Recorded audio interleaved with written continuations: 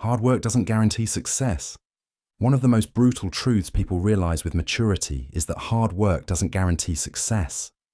From a young age, we're told that if you show up, put in the effort, and never quit, the rewards will follow. And while effort matters, life doesn't always play by that rule. Every day, millions of people wake before dawn, put in long hours, and give everything they have, yet many still find themselves struggling with money, overlooked for promotions, or drained without fulfillment. Hard work is important, but it is not a promise. Timing, luck, health, resources, and connections can all alter the outcome in ways effort alone cannot. Market crashes can erase decades of dedication. Illness can interrupt even the most determined careers. Two people may work equally hard, but one benefits from opportunity and support, while the other fights uphill battles no amount of persistence can easily overcome. This isn't to say effort is meaningless. Hard work builds resilience, sharpens skills, and positions you for opportunity. But it's a mistake to see it as a contract with guaranteed reward. Success is the result of effort combined with circumstances, choices, and factors often beyond our control. Accepting this truth changes how we view achievement. It shifts focus away from resentment when results don't come and toward appreciating what hard work always gives: strength, discipline, and readiness. These are the qualities that ensure, when opportunity does appear, you can seize it fully. Hard work doesn't guarantee success, but it guarantees you'll be prepared for success if it comes. And in a world where certainty doesn't exist, preparation is often the closest thing we have to control. Nobody owes you anything. You might remember a time when you worked hard on something and expected recognition, only to receive silence. That sting, that quiet disappointment, is often the first encounter with one of life's harshest lessons. Nobody owes you anything. From childhood, the world is framed as though fairness is natural. Effort leads to reward. Kindness returns kindness. But reality works differently. People are busy carrying their own burdens, chasing their own needs, and protecting their own priorities. Your struggles matter deeply to you, but to most others, they are background noise. This doesn't make people cruel. It makes them human. We are wired towards self-preservation. Most of the time, help and recognition come only when it aligns with someone else's capacity or interest. Waiting for others to notice, to step in, or to repay what you believe is owed leads only to bitterness. Psychologists often warn about the trap of entitlement. When someone believes the world should reward their effort automatically, they set themselves up for disappointment. In contrast, those who assume nothing is guaranteed often end up stronger. They see generosity as a gift, not a debt repaid. They celebrate recognition when it arrives, but they don't depend on it to move forward. This shift can feel cold at first, but in practice, it's freeing. If nobody owes you anything, you stop waiting. You stop resenting. You start acting for yourself, knowing that any support that comes along is a bonus, not a promise. The fact to remember is this: the world may not hand you fairness, praise, or love, but it does give you the chance to build, to try, and to create meaning on your own terms. And that, in the end, is enough. Not everyone you love will love you back.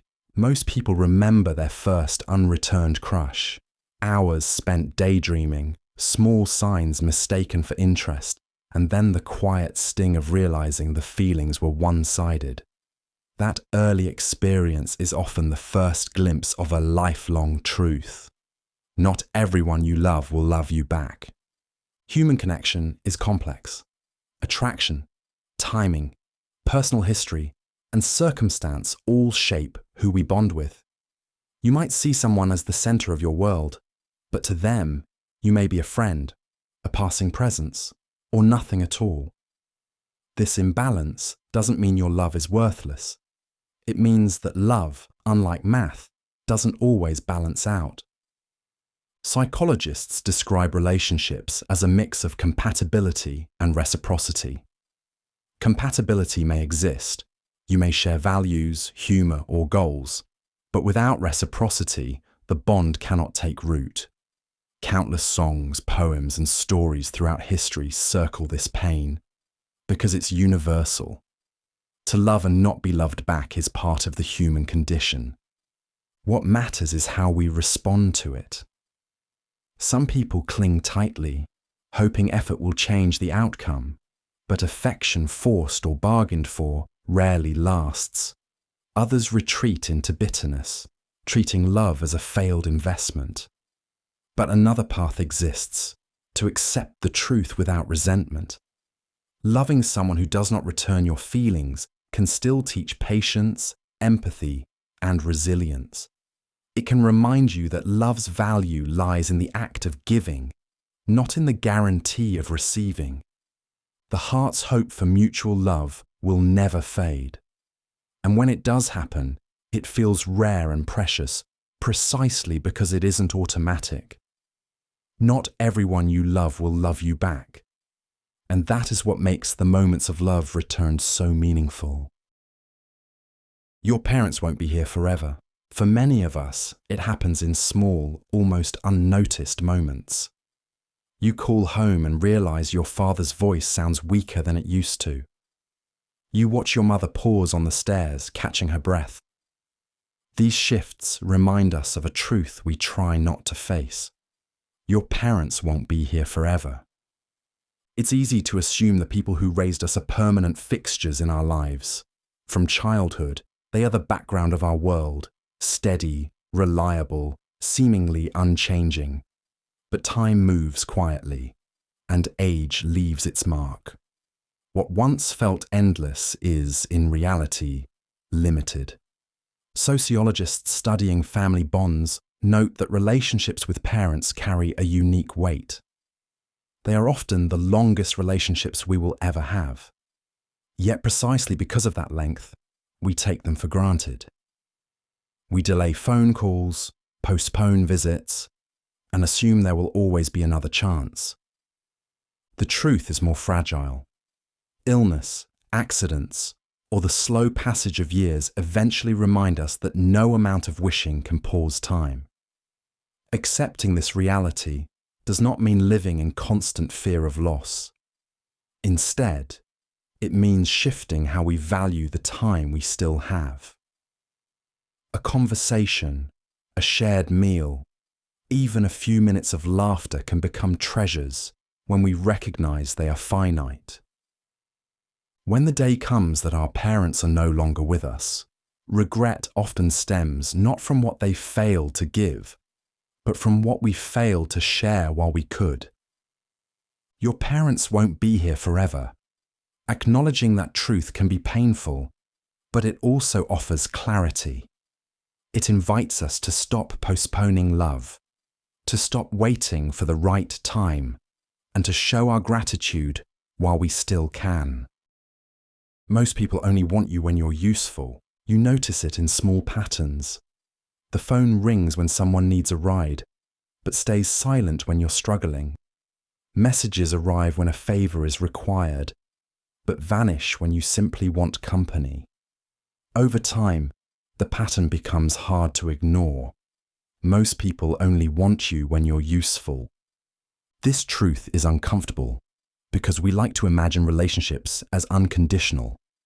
In reality, many connections operate on an unspoken exchange. People gravitate toward what helps them: advice, resources, opportunities, even emotional support. When the usefulness fades, so too can the attention. Sociologists call this a transactional layer of social life. It doesn't mean every bond is shallow, but it does explain why friendships can drift when circumstances change. Think of co-workers who stop calling once you leave the job. or acquaintances who vanish when you can no longer offer introductions or help. These relationships were never built to endure without utility. This can feel like betrayal, but it is often less personal than it seems. People are pulled by their own needs and survival. Recognizing that prevents bitterness. Instead of expecting everyone to be constant, we can learn to distinguish between those who value us for who we are and those who value us for what we provide. There is freedom in that awareness. It teaches us to invest energy in the few who show up without conditions, while setting boundaries with those who only appear when it benefits them. Most people only want you when you're useful. That truth might narrow the circle around you, but it also makes the circle stronger. The ones who remain, when you have nothing to give but yourself, are the ones worth keeping. Time is the only resource you can't replace. Everyday routines have a way of blurring together. You wake up, check your phone, head to work, maybe scroll for an hour at night before bed. Then weeks pass, months pass, and suddenly, an entire year is gone. That's when it hits. Time is the only resource you can't replace. Money can be lost and earned again. Friendships can break and new ones can form. Even health in some cases can be repaired. But time, once it slips away, is gone permanently. No amount of effort, wealth, or regret can buy back yesterday. Psychologists studying how people look back on their lives find that regrets almost always tie to time.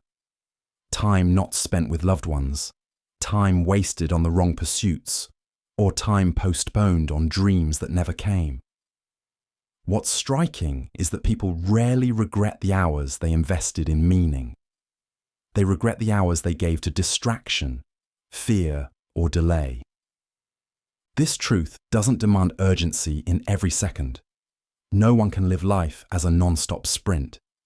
Instead, it asks for awareness. How we spend time shapes not just our days, but the story of our lives.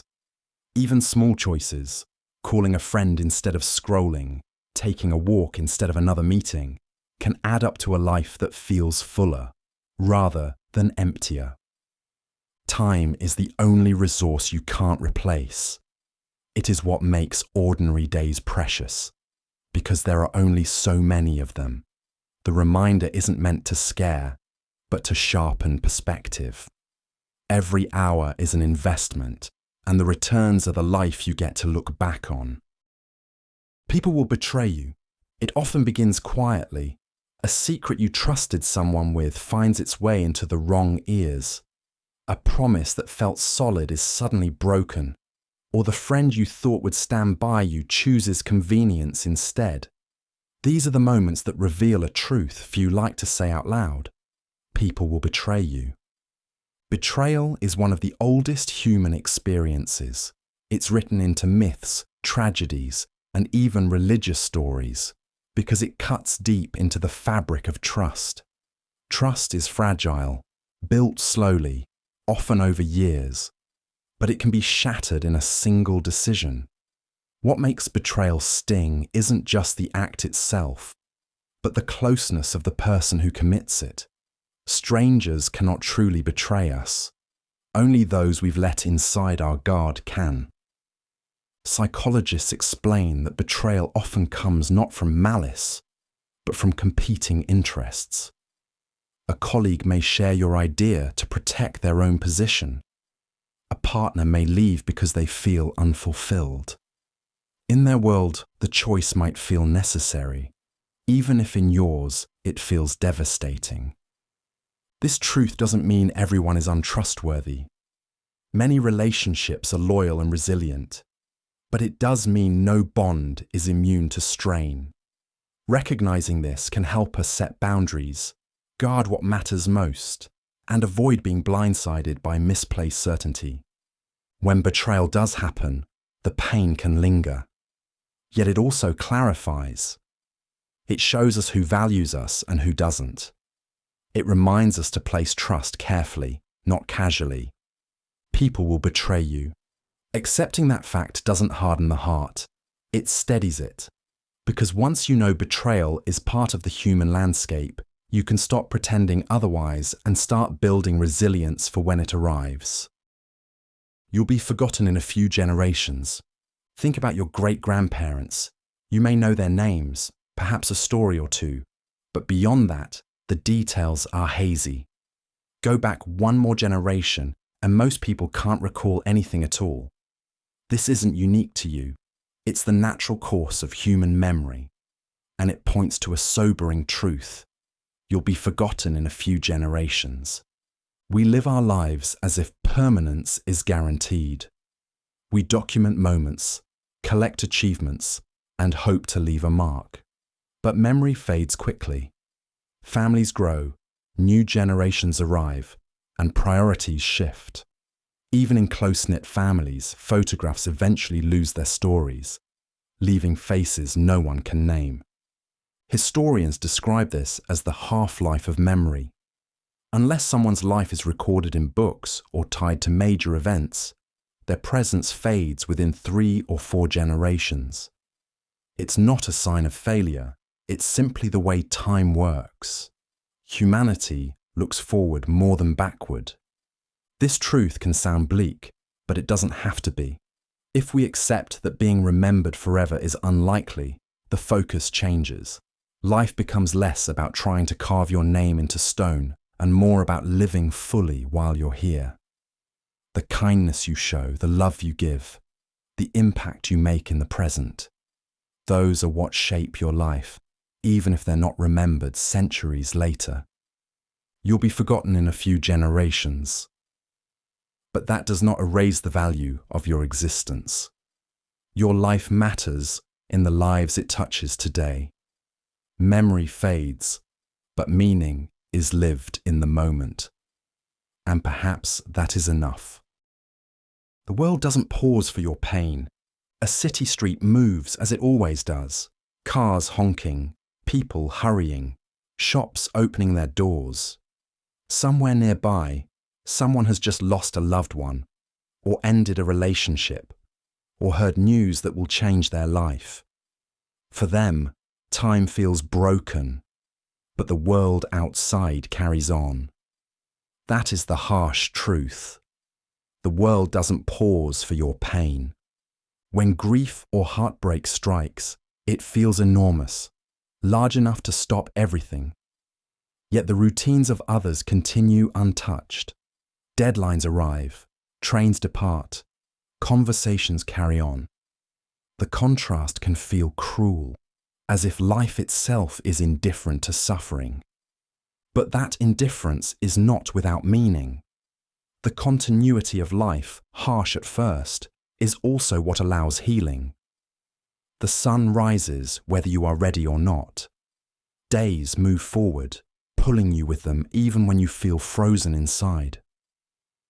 Pain may seem to suspend your world, but outside it, the rhythm remains steady, and eventually, it helps guide you back. This truth asks for balance, to accept that pain won't halt the world, but also to allow yourself the time you need to walk back into its pace.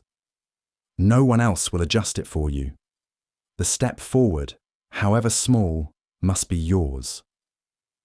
The world does not stop. It never has. But in its unbroken movement lies a strange kind of promise. Life keeps going, and in time, so will you. Death can come at any moment. You leave the house in the morning, planning your day, maybe thinking about what to eat for dinner. It feels ordinary, routine, almost guaranteed. Yet life holds no guarantees. A sudden accident, an unexpected illness, or a random twist of fate can end everything without warning. Death can come at any moment. We often live as though time stretches endlessly ahead. Calendars fill with future plans, dreams are pushed off to someday, and daily routines repeat as if tomorrow is certain. But the reality is less predictable. The line between living and not living is thin, and it can be crossed in seconds. Researchers studying human behavior note that people naturally avoid thinking about death too often. It's called mortality salience. We push the idea away because constant awareness would make daily life overwhelming. Yet ignoring it completely can also lead us to waste time on trivialities, as though we have an unlimited supply of days. This truth isn't meant to paralyze, but to sharpen perspective. Knowing life is fragile encourages presence. A conversation with a loved one carries more weight when you understand it could be the last. A walk outside feels richer when you realize no moment is guaranteed to repeat. Death's unpredictability makes ordinary life precious. Accepting that death can come at any moment doesn't mean living in fear. It means recognizing that time is borrowed and that every day is both fragile and valuable. It pushes us to say what matters now, to do what feels meaningful today instead of postponing endlessly. Life has no pause button and no promise of tomorrow. That is the brutal truth. But it is also the reminder that the only time we ever truly own is the moment we are in right now. Life isn't fair and never will be. The line between privilege and struggle is drawn before life even begins. One person grows up surrounded by opportunity, another faces obstacles at every turn. Neither chose their starting point, yet it shapes nearly everything ahead. From the beginning, life reveals a truth that is difficult to accept. It isn't fair, and it never will be. History is filled with examples. Soldiers were sent to wars they never started. Families lost entire harvests to storms they could not predict. Communities were devastated by disasters through no fault of their own. Hard work and virtue have never guaranteed protection or reward. The same imbalance plays out quietly in everyday life. A promotion goes to someone less qualified. Illness strikes the cautious while others seem untouched. Two people give the same effort, but only one is noticed. Each moment is a reminder that fairness is not built into the fabric of the world. Cultures have carried this awareness for centuries. Ancient proverbs warn that fortune is fickle, and stories describe the righteous who suffer while the undeserving thrive. The lesson has been told in different words, but always with the same conclusion. Fairness is an ideal, not a reality. Accepting this doesn't mean surrender. It means seeing clearly. You cannot level the ground for everyone, but you can choose how to walk on it. Life doesn't hand out justice evenly. It never has. The challenge is not to wait for fairness, but to keep moving despite its absence. Love is not enough to sustain a relationship. A couple sits at a dinner table. The food is untouched, and the silence between them is heavier than words. Affection still lingers, but the ease is gone. Arguments repeat, frustrations circle back, and the bond feels fragile. Love is there, but love alone isn't holding it together. Love sparks connection, but it doesn't sustain it. A lasting relationship needs trust, respect, shared direction, and effort. Without those, love burns bright, but burns out quickly, like a flame with no fuel. Many people fall deeply in love, only to discover later that daily life tests a relationship in ways feelings alone cannot withstand. History and culture have told this story countless times. Tragedies in literature, ballads sung across generations, and modern tales of heartbreak all echo the same theme.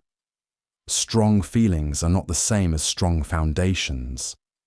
Relationships often collapse not because the love disappears, but because the structure to hold it up was never built. In everyday life, the examples are everywhere. Two people may care deeply for one another but struggle to communicate. Another couple may love sincerely, but drift apart because their values pull in opposite directions. Love, on its own, cannot resolve those divides. This doesn't diminish love, It is powerful, necessary, and beautiful, but it is only the beginning.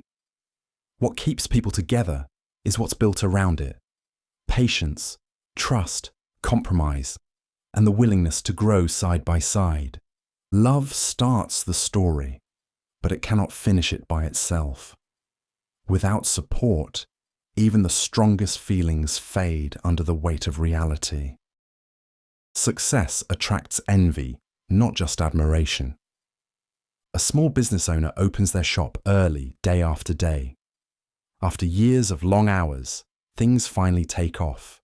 Customers line up, sales grow, and the business becomes known in the community. The congratulations come first. People admire the hard work, the courage, the achievement. But soon, the tone shifts. Whispers begin. They got lucky. They don't deserve it. It must be nice. The success hasn't only brought admiration, it has also awakened envy. This is the other side of achievement that few talk about. When you rise, you remind others of their own struggles, their missed chances, or their unfulfilled ambitions. Instead of being inspired, some feel unsettled. The applause is mixed with comparison, and comparison often breeds resentment. It shows up in ways that don't always look obvious. A friend grows distant after your promotion. A relative starts adding a sharper edge to their compliments. Online, praise can turn into criticism, not because of a mistake, but because you stood out. Success shifts how people see you, some with respect, others with quiet hostility. Admiration and envy are inseparable. They walk in together. The moment you stand on higher ground, both voices arrive. One cheering, one resenting. And learning to live with that contrast is part of the weight that every kind of success carries. Regret weighs more than failure. An old man sits by his window, watching the street below. He doesn't talk about the jobs he lost or the deals that fell apart. What lingers in his voice are the chances he never took, the trip he postponed until it was too late, the words he wanted to say but never did, the risks he avoided out of fear. Failures faded with time. Regret stayed. Failure stings in the moment. A plan collapses, a dream doesn't work out, an effort ends short of the goal. But failure brings clarity. It teaches lessons, builds resilience, and in many cases, opens the door to trying again. Failure is heavy, but it moves. Regret is different. It sits quietly and grows heavier with age. You can see this difference in ordinary life. Someone takes a chance, falls short, and feels the disappointment, but they carry the pride of trying too. Another person waits for the perfect timing that never comes. Years later, the memory of not starting weighs far more than failure ever could. The harsh reality is that you can recover from failing. You can rebuild, learn, and try again. But regret has no remedy. Once the chance is gone, nothing replaces it. Failure may bruise you. Regret will hollow you. And between the two, it's the one you didn't attempt that lingers the longest. Your job will replace you within weeks if you leave. On a Friday, someone clears out their desk, leaving behind only an empty chair and a nameplate. By Monday, the emails are rerouted, the workload redistributed, and the office rhythm resumes. The transition is swift because it has to be. Workplaces are built to continue without pause. That's the unspoken truth.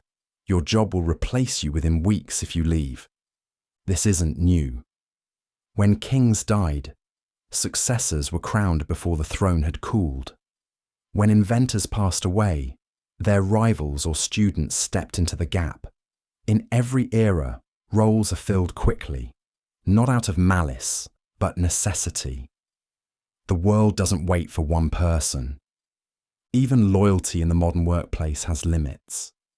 A decade of service can be followed by a farewell card and a swift job listing to fill the role. Titles, promotions, and recognition are temporary. Once you're gone, someone else will sign the reports, take the meetings, and sit in your chair. This truth may feel harsh, but it is clarifying.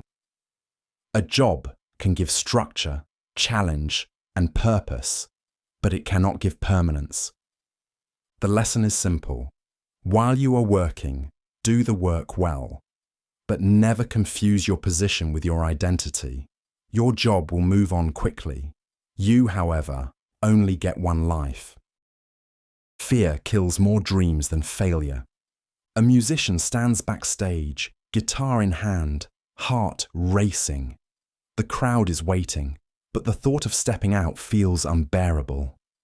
They turn away, convincing themselves they'll try another time. That moment never comes. The dream wasn't ended by failure, it was ended by fear. Failure is painful, but it's also a teacher. It shows what didn't work, where to improve, and how to begin again. People who fail often discover resilience they didn't know they had. But fear stops everything before it starts. It silences ambition at the doorway, leaving behind only what-ifs. Across history, countless ideas never saw the light of day, not because they were impossible, but because their creators never risked rejection or embarrassment. For every story of someone who stumbled and stood back up, there are far more untold stories of those who never began. The same pattern plays out quietly in daily life. People remain in jobs that drain them because fear of change feels heavier than the discomfort of staying. Others hold back words of love, worried they won't be returned. Years later, it is not the failures that haunt them, but the chances they never took. Failure leaves scars, but it also leaves lessons. Fear leaves nothing but emptiness, and between the two, it is fear that kills dreams before they ever have the chance to live. People remember mistakes longer than victories. A worker delivers excellent results for months. Reports arrive on time, projects finish smoothly, and colleagues admire their consistency. Then one day, a mistake slips through. A missed deadline, a wrong figure, a small oversight. The victories quickly fade from conversation. The mistake, however, becomes the story repeated in meetings. It's a reminder of a harsh reality. People remember mistakes longer than victories. Wins often feel collective. A team shares in success, a family celebrates together, a community takes pride in the moment. But mistakes are different. They isolate. They highlight one person, one action, one error. That contrast makes them sharper, easier to recall, and harder to forget. The same pattern appears in everyday life. A friend can be reliable for years, yet cancel once at the wrong moment, and that memory lingers. An athlete can break records, but many will recall the one loss rather than the countless wins. Success blends quietly into the background, while mistakes stand out in bold.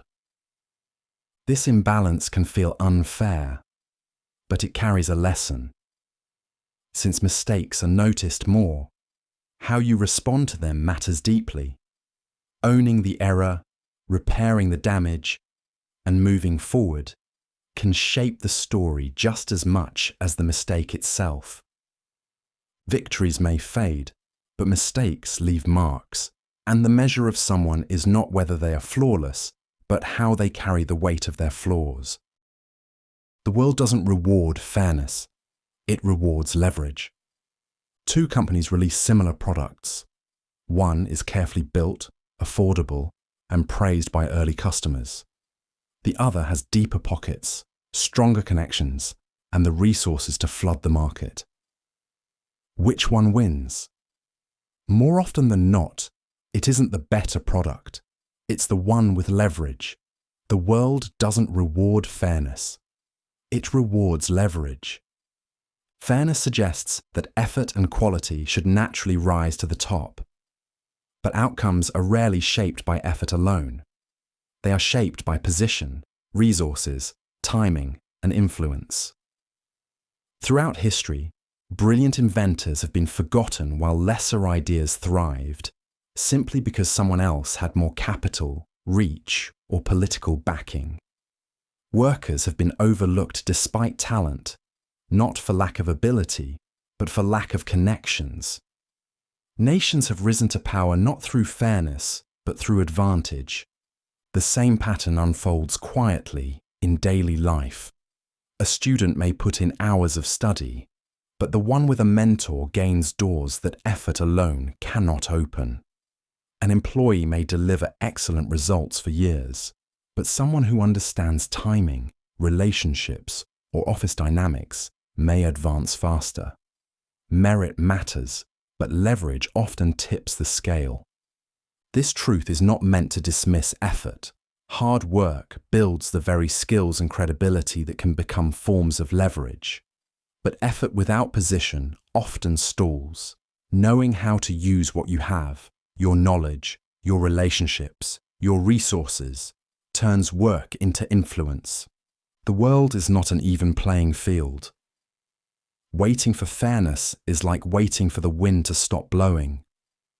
The real challenge is learning to catch the wind as it moves, using it to carry you further. That is the difference leverage makes. Being alone is better than being with the wrong people. A person sits at a crowded table, surrounded by conversation and laughter. On the surface, they aren't alone, yet the noise feels hollow. The company doesn't comfort them, it drains them. It's a sharp reminder of a truth that's often learned slowly. Being alone is better than being with the wrong people. The wrong people don't always appear hostile. Sometimes they smile, joke, and share space, but behind it comes dismissal, criticism, or a lack of respect. Staying close to them may ease the fear of being alone, but the cost builds quietly. You end up managing tension, defending yourself, or shrinking to fit. The room is full, but the connection is empty. This reality shows up in everyday life. A friend who consistently mocks rather than supports. A partner who discourages growth because they fear being left behind. A workplace clique that bonds over exclusion. These connections may look like belonging, but they wear you down. Choosing solitude is not easy. It carries silence, stillness, and moments of discomfort. But in that space lies freedom.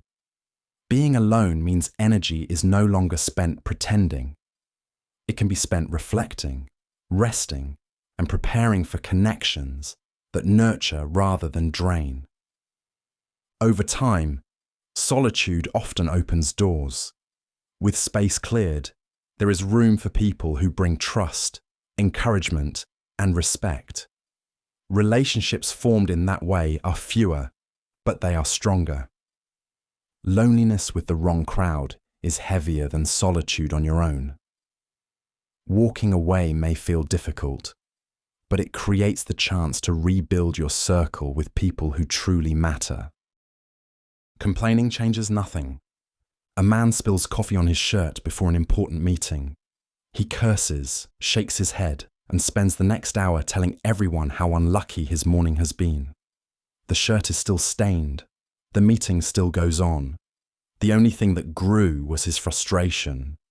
Complaining didn't change the outcome. This is the nature of complaint. It feels good in the moment, like pressure being released from a valve. But once the words are spoken, the situation remains the same. The traffic jam doesn't clear. The weather doesn't improve. The missed opportunity isn't restored. Daily life offers endless chances to complain about delays, about people, about circumstances that can't be undone. And yet, every minute spent voicing dissatisfaction is a minute not spent moving forward. Complaints hold attention on what went wrong instead of pointing toward what might make things right. It doesn't mean that frustration should always be swallowed. Sharing a difficulty can bring comfort, and speaking up against injustice has its place. But the casual, constant complaints that fill so much of conversation rarely solve anything. They drain energy instead of fueling it. The difference is easy to see. One person mutters about bad weather all day, carrying irritation like a weight. Another shrugs, adapts, and finds something else to focus on. Both face the same storm. Only one carried it beyond the clouds. Complaining may feel like motion, but it leaves you standing in the same spot. Turning that energy into acceptance or action is what actually shifts the path forward. Discipline beats motivation. Everyone has felt it before, the burst of energy that comes with a new idea or goal. You feel inspired, maybe even unstoppable for a few days. But then the mood fades, the spark dies out, and the goal starts slipping away. This is where a tough truth shows itself. Discipline beats motivation. Motivation is emotional fuel. It feels powerful, but it's unpredictable. Some mornings you'll wake up full of it, and other days it will be completely absent. If your progress depends on motivation alone, your results will rise and fall with your mood. Discipline works differently. It's the system you build when the feeling isn't there. It's the alarm set every morning, the routine followed regardless of inspiration, the choice to act because it's scheduled, not because it feels exciting. Athletes, writers, musicians, anyone who achieves mastery, rely on discipline far more than fleeting motivation. Psychologists studying habit formation note that repetition gradually shifts effort into automatic behavior. Over time, discipline creates structure strong enough to carry you even through low-energy days. The very act of showing up, again and again, compounds into results. This doesn't mean motivation is useless. It can spark beginnings and make the journey feel lighter when it's present. But when motivation disappears, discipline keeps the wheels turning. It is the difference between starting something and actually finishing it. Discipline beats motivation, not because it feels better, but because it doesn't depend on feelings at all. It builds consistency, and consistency builds outcomes. In the end, the life you shape isn't determined by the days you felt inspired. It's determined by the days you showed up anyway. Comfort zones destroy ambition. Picture this. The days roll by with little variation. The job is steady, the pay is fine, the routine predictable. At first, that stability feels like a blessing. The pressure lifts, the unknown is kept at bay. But as weeks turn into years, something else begins to happen. The larger dreams you once carried grow quieter. This is how comfort zones destroy ambition. Safety appeals to us for good reason. Predictability soothes the nerves. Familiarity feels like control. But comfort also blunts urgency. When nothing demands more from you, it's easy to stop demanding more from yourself. Ambition doesn't vanish in a single moment. It fades slowly, replaced by convenience, until the drive that once felt natural becomes a memory. You see this everywhere. A worker settles into a role they never meant to stay in. An artist stops pushing their craft once their work sells reliably. A student does enough to pass, but no longer challenges themselves to excel.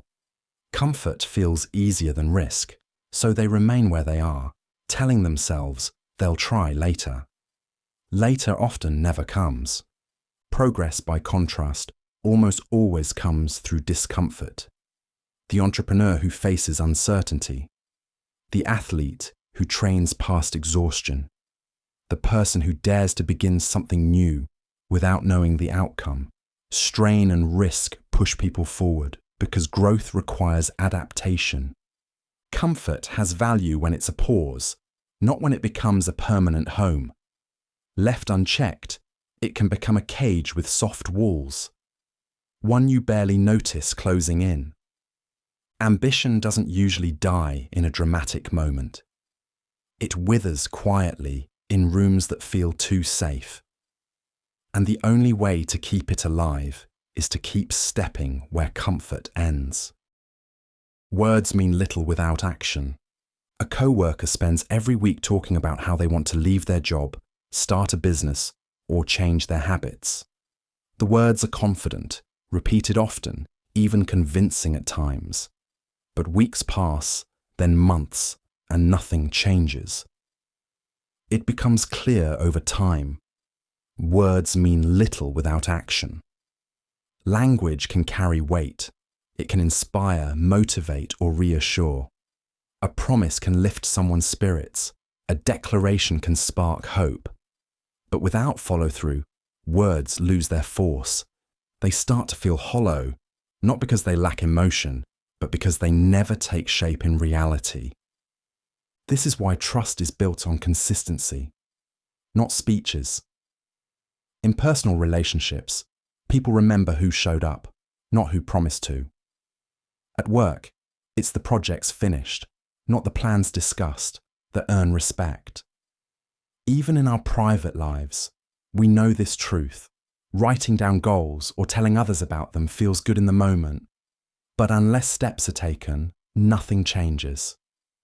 The danger of empty words is that they can create the illusion of progress. Talking about change feels almost like moving toward it, but it isn't. The longer action is delayed, the more fragile trust becomes. Both the trust others place in us and the trust we place in ourselves. This doesn't make words useless. They set direction, declare intent, and can open doors. But they only carry real weight when matched with behavior. Actions turn signals into substance. In the end, people believe what you do, not what you say, and the gap between those two is where character is revealed. Bad habits are easier to form than good ones. It often begins unnoticed. You stay up late once, scrolling through your phone, and suddenly midnight browsing feels normal. You skip the gym after a long day, and before long, skipping becomes the default. These small decisions reveal a reality that touches everyone. Bad habits are easier to form than good ones. The reason is simple. Bad habits usually offer immediate comfort. Sugar delivers a quick rush. Screens provide instant distraction. Putting something off feels like instant relief. Good habits, by contrast, often ask for patience. Exercise doesn't transform you in a week. Saving money doesn't show results after one deposit. Learning a skill takes months of repetition. One path rewards right away. The other asks you to wait. That difference explains why people slide so easily into habits they later regret. The brain clings to the fast reward, even if the long-term cost is heavy. Meanwhile, the behaviors that could change life for the better often feel slow, unrewarding, or even uncomfortable at the start. This imbalance is why breaking bad habits feels harder than forming them. It isn't just about willpower. It's about rewriting routines, finding smaller, healthier rewards, and staying with the new pattern long enough for it to stick. It feels like swimming against the current, because, in many ways, it is. But there's another side to this truth. Once good habits finally take hold, they carry a momentum of their own. They build strength, stability, and direction. They demand more at the beginning, but they give more in the long run. Bad habits form quickly, good ones slowly. But over time, the ones you choose to keep determine not just your routines, but the shape of your entire life. You can't please everyone. It shows up in small ways. At work, you stay late to help one colleague, only to hear another complain that you weren't available for them. At home, you try to juggle the needs of friends or family, but someone still feels forgotten. No matter how much effort you put in, someone is left unsatisfied. This is the simple but difficult truth. You can't please everyone. Human expectations often pull in different directions. What delights one person frustrates another. A decision that earns praise from one side may bring criticism from another. Even the most thoughtful effort can be misunderstood. The harder you try to keep everyone happy, the more you realize the task has no finish line. You can see this in every sphere. Leaders face criticism no matter their choices. Artists release work that some call brilliant and others dismiss. In everyday life, even genuine kindness can be twisted or overlooked. It isn't a failure of effort. It's the reality that perspectives will always clash.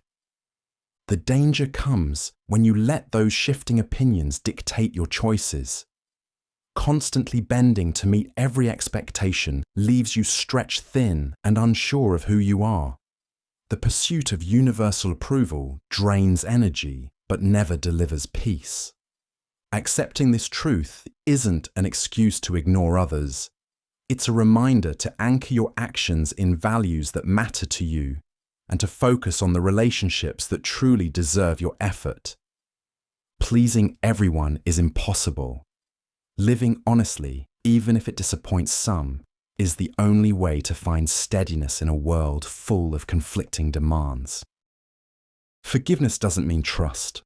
A friend breaks a promise, apologizes, and you forgive them. The anger eases, the tension fades, but the next time they make the same promise, hesitation creeps in. Forgiveness came easily. Trust did not. That gap reveals a difficult truth. Forgiveness doesn't mean trust.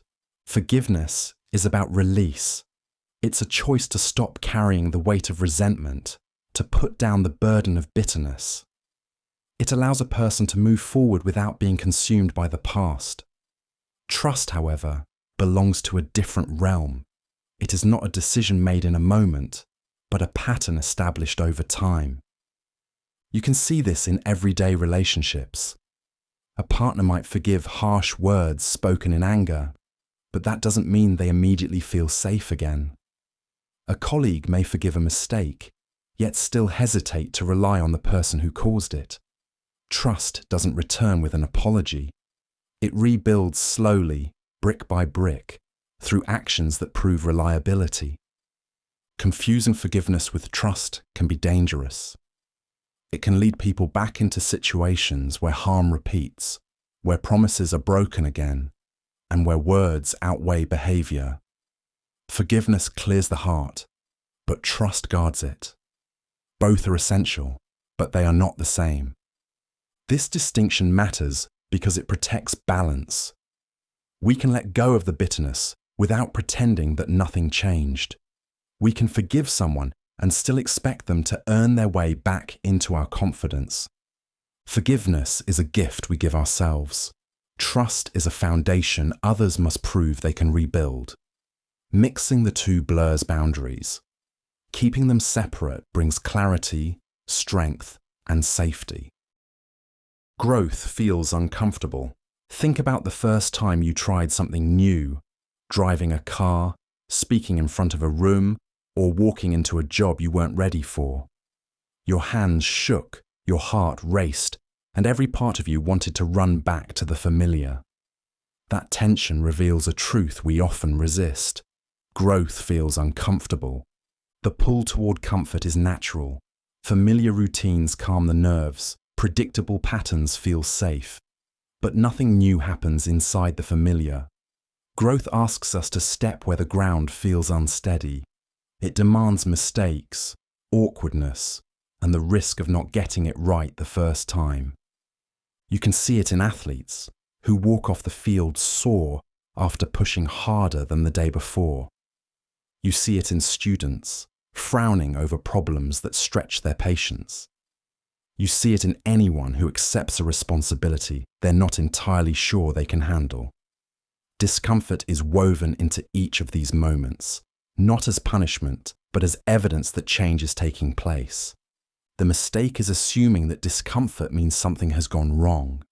In reality, it often means you're exactly where you should be. Muscles ache because they're getting stronger. Confusion arises because the mind is reaching for new understanding. Unease appears because you're leaving behind an old version of yourself. This doesn't mean seeking pain for its own sake. Rest and stability have their place. But when discomfort appears as you stretch towards something larger, it is not a warning to retreat. It's a marker of progress. Growth rarely feels smooth. It usually feels uneasy, sometimes even painful, but that very discomfort is the clearest sign you are moving forward. Popularity is temporary. Think back to high school. There was always someone who seemed to define the moment, the star athlete, the class president, the one whose name everyone knew. For a time, their presence carried weight far beyond the classroom. Yet years later, most of those names fade into memory, replaced by others who came after. The cycle reveals a truth that doesn't end with adolescence. Popularity is temporary. Popularity lives on attention, and attention is fragile. What feels like the center of the world today quickly shifts tomorrow. A story dominates the headlines until another takes its place. A face fills every feed online, only to vanish when the crowd moves on. The spotlight doesn't linger. It searches constantly for the next subject. This pattern isn't confined to celebrities or public figures. It appears in everyday life. Someone becomes the focus at work, admired for a project or promotion, but months later the attention has shifted to someone else.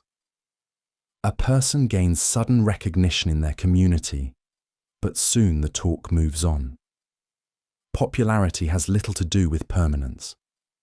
It rises fast, but it rarely stays. The challenge comes when people mistake popularity for value. Applause can feel like validation, but it's unstable, depending on moods and trends beyond your control.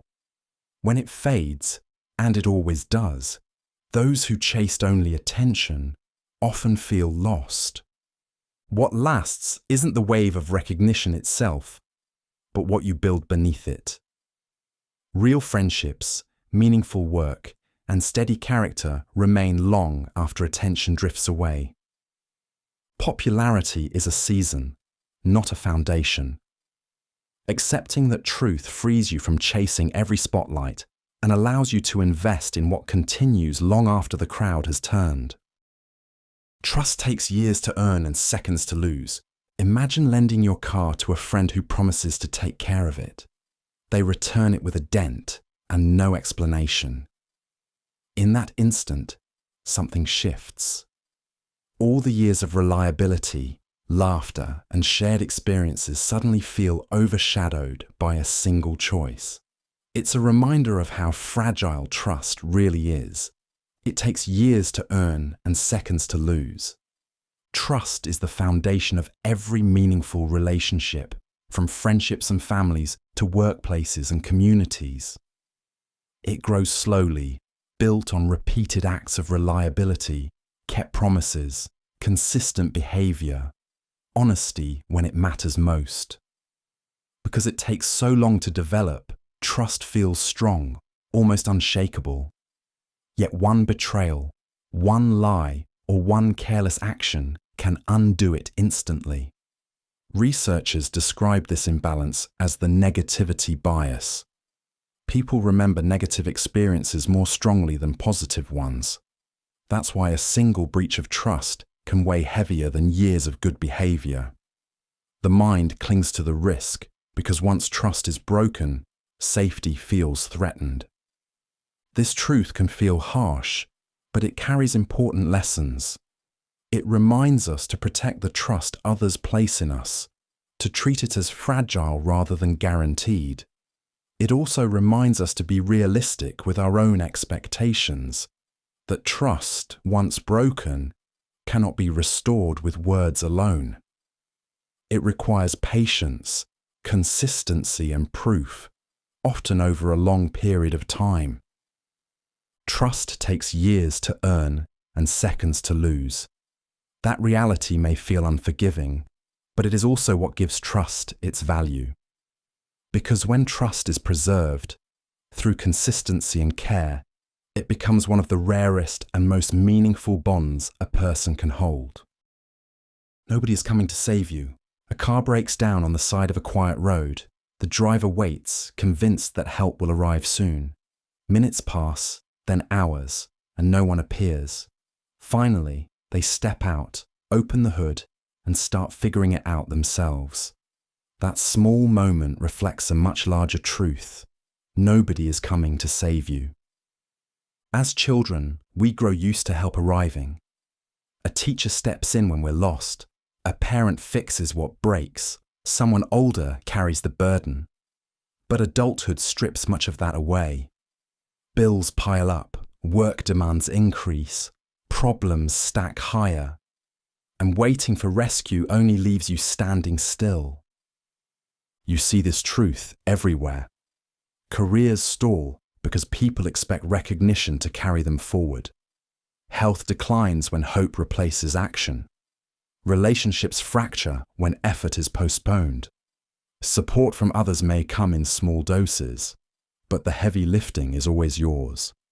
The hard part is accepting the silence that follows when you wait too long. The phone call that never comes, the opportunity that isn't offered, the hand that doesn't reach down. It feels cruel, even unfair. But that silence also carries a strange clarity. It tells you the next step belongs to you.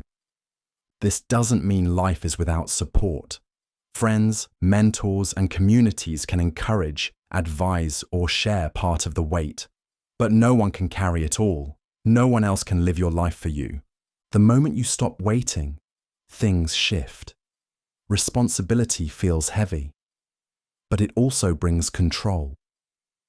You begin to act not because rescue is on the way, but because you understand it never was.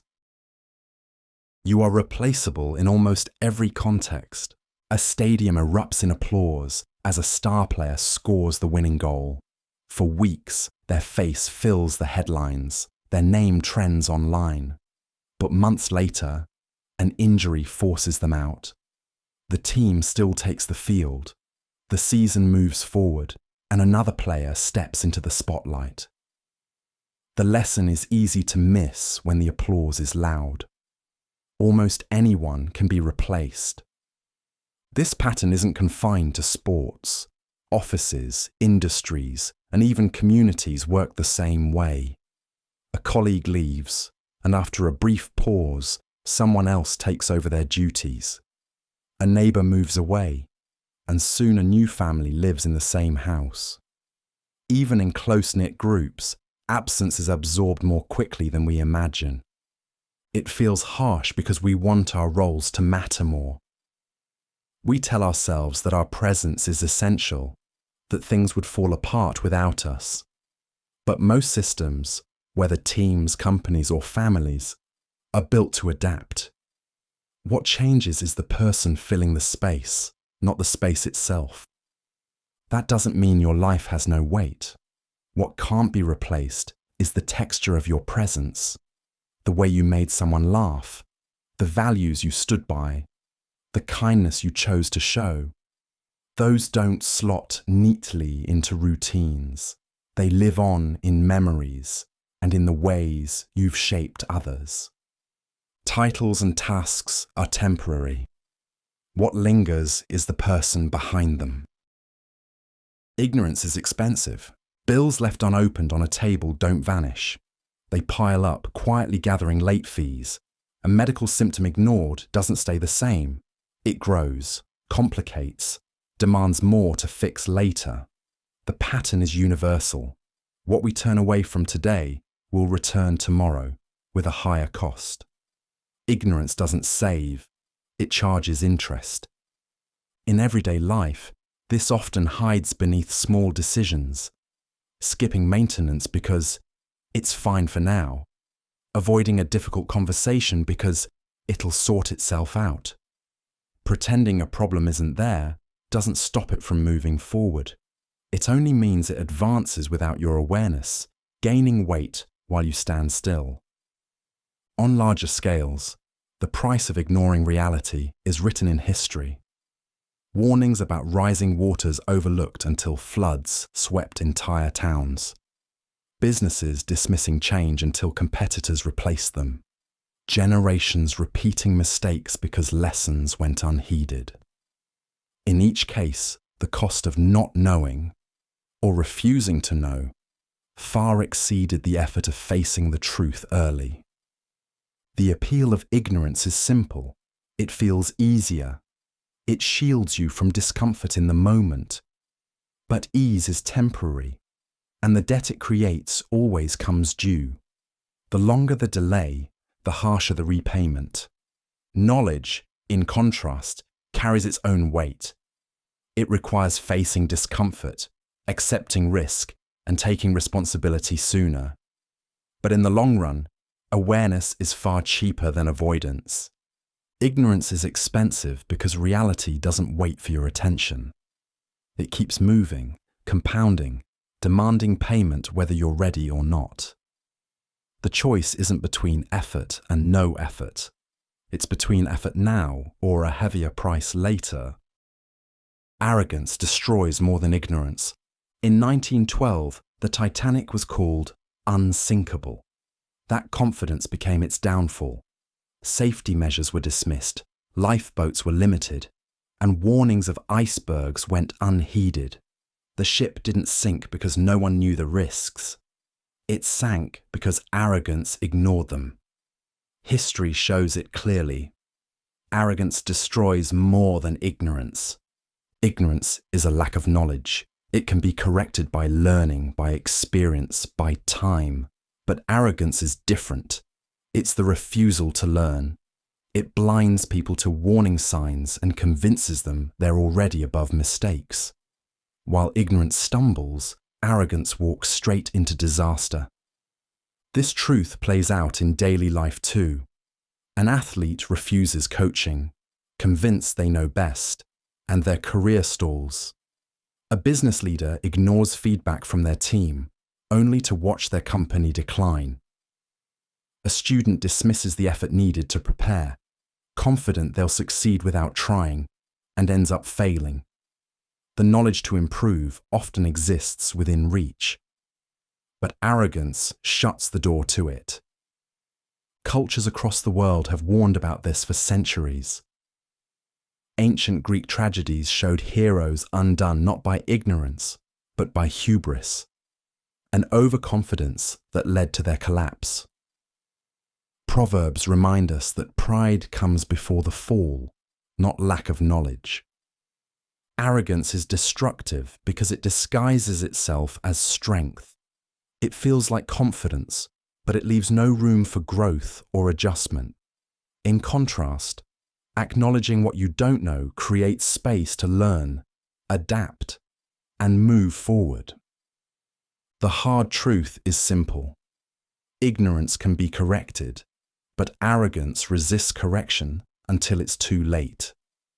More lives, opportunities, and legacies have been lost to arrogance than to not knowing at all. Laziness costs more than effort. Left unanswered, the task pushed to tomorrow, the repair postponed until later. In the moment, it feels like relief. The burden is delayed, and with it, the illusion of freedom. But avoidance is not free. It gathers interest, and sooner or later, the debt comes due. This is the hidden cost of laziness. What could have been solved with steady effort becomes heavier with time. A delayed conversation becomes a fractured relationship. An ignored responsibility turns into a crisis. Even the body reflects it. Missed workouts or neglected sleep quietly erode strength until health itself demands attention. Effort has a price, but it is paid up front. Laziness spreads its cost out, multiplying it in ways we rarely see coming. That's why it feels easier at first, but harder in the end. The momentary comfort conceals a future weight. Every society has seen the same truth. Roads that weren't maintained eventually broke empires. Problems ignored at their smallest often grew large enough to topple entire systems. What wasn't repaired in time demanded far more later. On a personal scale, it's no different. Laziness is never just rest. True rest restores, but laziness delays. It leaves the mind restless, weighed down by the very things avoided. Effort requires energy, but it clears the path ahead. Laziness promises ease, but it quietly fills the path with obstacles. The difference is not only about what gets done, it's about whether life becomes lighter with progress or heavier with delay. Envy poisons your own progress. Envy rarely announces itself loudly. It seeps in quietly, a glance at someone else's success, a comparison that lingers too long, a thought that says, "Why not me?" At first it feels harmless, almost invisible, but left unchecked, it slowly reshapes how a person sees themselves and their place in the world. The danger of envy is not that it notices what others have. It's that it diverts attention away from what you could be building. Energy that might have gone into creating, improving, or learning, instead gets consumed by measuring, resenting, or wishing. Progress needs focus, and envy scatters it. Across centuries, this has been one of humanity's quietest downfalls. Kings undermined their own rule not through weakness, but through jealousy of rivals. Innovators wasted years trying to outdo others instead of refining their own ideas. The result was not achievement, but stagnation. Envy did not fuel their progress, it drained it. In daily life, the pattern is smaller but just as real. It might be the colleague whose recognition keeps you from noticing your own growth, or the neighbour's success that overshadows the opportunities right in front of you. The envy doesn't hold them back. It holds you back. Envy poisons progress because it works like corrosion, silent, steady, and always inward. It doesn't weaken the person being envied. It weakens the one who carries it. Progress comes not from measuring against others, but from putting energy into your own path. Without that shift, envy will do what it always does: leave you standing still while time moves forward. You can do everything right and still fail. A student studies late into the night, completing every assignment, following every rule. On exam day, they sit prepared, only to freeze under the pressure. The answers don't come, and the result doesn't match the effort. Moments like this reveal a truth most people face at some point. You can do everything right and still fail. Life does not follow a simple equation of effort equals outcome. Hard work and preparation matter, but they are never full guarantees. Circumstances, timing, luck, and factors outside of your control often shape the final result. Athletes train for years, only to suffer an injury before competition. Businesses launch with careful planning, only to be undone by market shifts they couldn't predict. Doing everything right reduces the chances of failure, but it does not erase them. Psychologists call this the illusion of fairness, the belief that life naturally rewards correctness. We cling to it because it feels safe. Yet when reality proves otherwise, it can be jarring. The key is not to deny the unfairness, but to adjust expectations. Failure, even when undeserved, is part of the landscape. History is full of examples. Writers whose manuscripts were rejected dozens of times. Scientists whose discoveries were dismissed in their lifetimes. They did the work, they followed the steps, and still they stumbled. But what separates those stories is not the absence of failure, but the persistence that followed it. What actually matters is recognizing that failure is not always proof of wrongdoing. It is often proof of circumstance. You can do everything right and still fail. But failure itself is not the end. It is only one part of the process, and what you choose to do afterwards shapes everything that follows. Some relationships expire no matter what you do. Two old friends meet after years apart. The conversation feels polite, but not familiar. The jokes that once came easily now fall flat. Both people care, yet the connection they shared has faded. No argument caused it, no betrayal broke it. The truth is simpler. Some relationships expire, no matter what you do. Life constantly changes us. People move to new cities, take on new responsibilities, or grow into values that no longer match. A friendship or romance that once fit perfectly can start to feel like wearing clothes that no longer suit you. For a while, you may try to hold on, forcing conversation, revisiting old memories, making plans that never quite happen.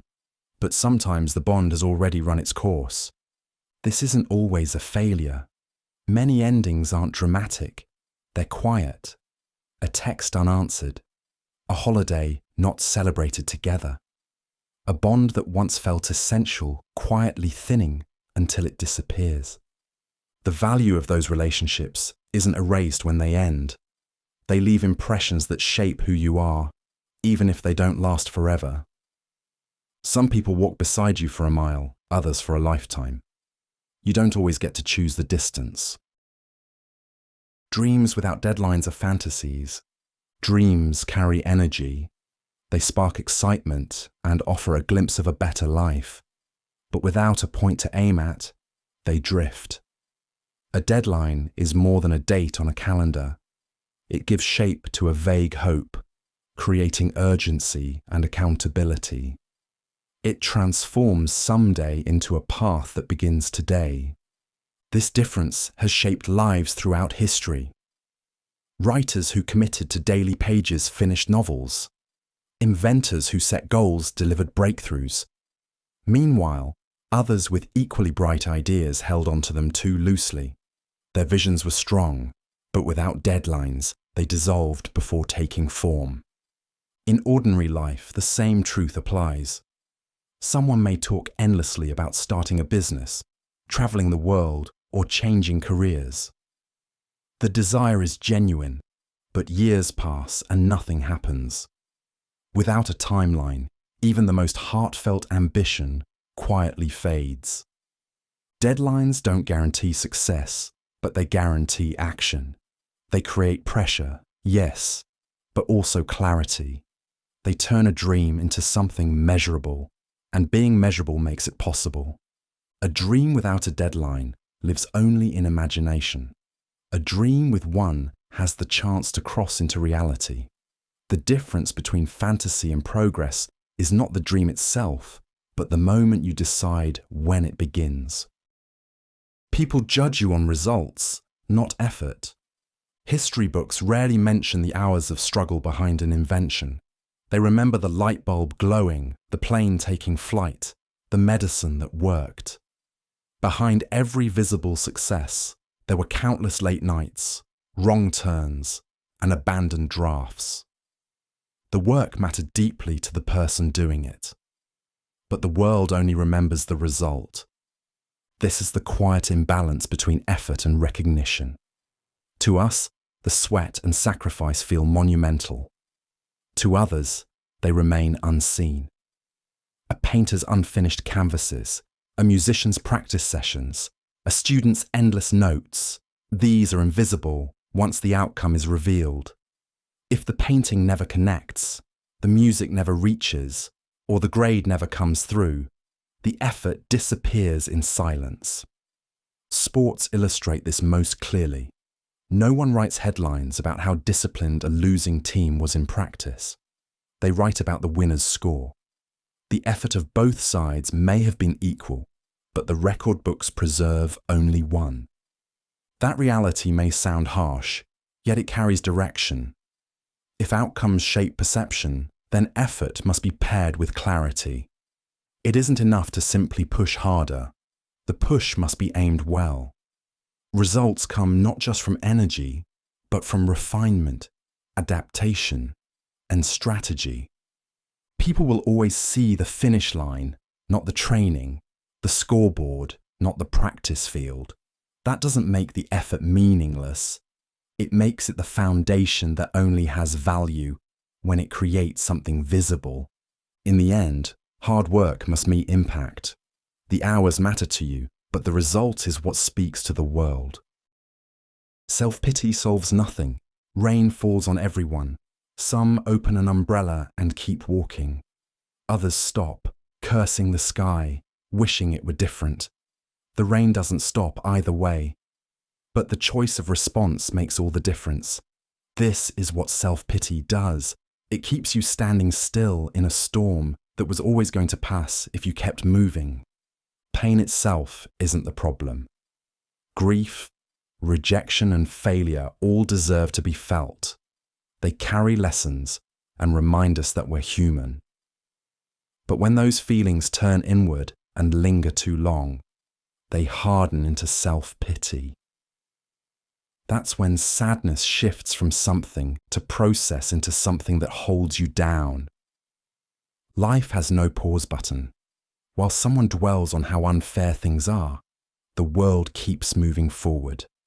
The task remains undone. The opportunity slips by. The relationship cools.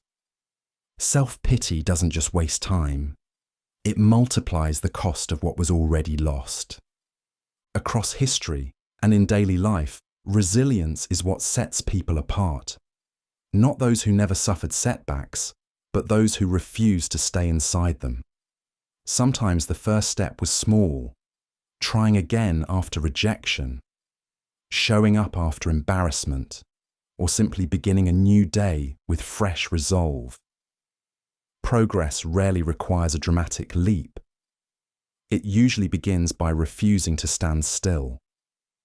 Self-pity feels safe because it asks nothing of you, but that safety is an illusion. It drains energy without ever moving you closer to repair. Action, however small, breaks the cycle. Self-pity solves nothing. Movement does. And every step taken forward, no matter how shaky, weighs less than staying stuck in place. Most opportunities never come twice. Think about how quickly life changes. A train leaves the station and the platform empties. A house goes on the market, and within days it's gone. A chance meeting sparks a conversation, and if you don't follow up, the thread disappears. These moments remind us of something easy to forget. Most opportunities don't wait around. They come once, and when they pass, they rarely return. Opportunity is different from routine. You can put off laundry or delay errands, and they'll still be there. But the job opening, the chance to collaborate, the person you could have spoken to on that day in that place, those conditions almost never line up the same way again. Timing is part of the opportunity itself, not just the decision. History shows this in bold strokes. An invention missed its moment because someone hesitated to back it. Leaders delayed choices that might have changed the course of nations. And in personal lives, countless people carry memories of moments they could have taken but didn't. Words unsaid, risks avoided, doors left unopened. This truth isn't about chasing everything frantically. It's about awareness. To notice when a door opens and to step through before it shuts. Not every chance will be the right one, but failing to move at all guarantees loss. Most opportunities never come twice. The challenge is to recognize them while they're here, to act with enough courage to avoid the weight of what if years later. Because regret doesn't come from the chances we take, but from the ones we let slip away. Sacrifices are mandatory, not optional.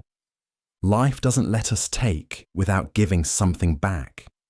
Every path forward comes with a price, whether we acknowledge it or not.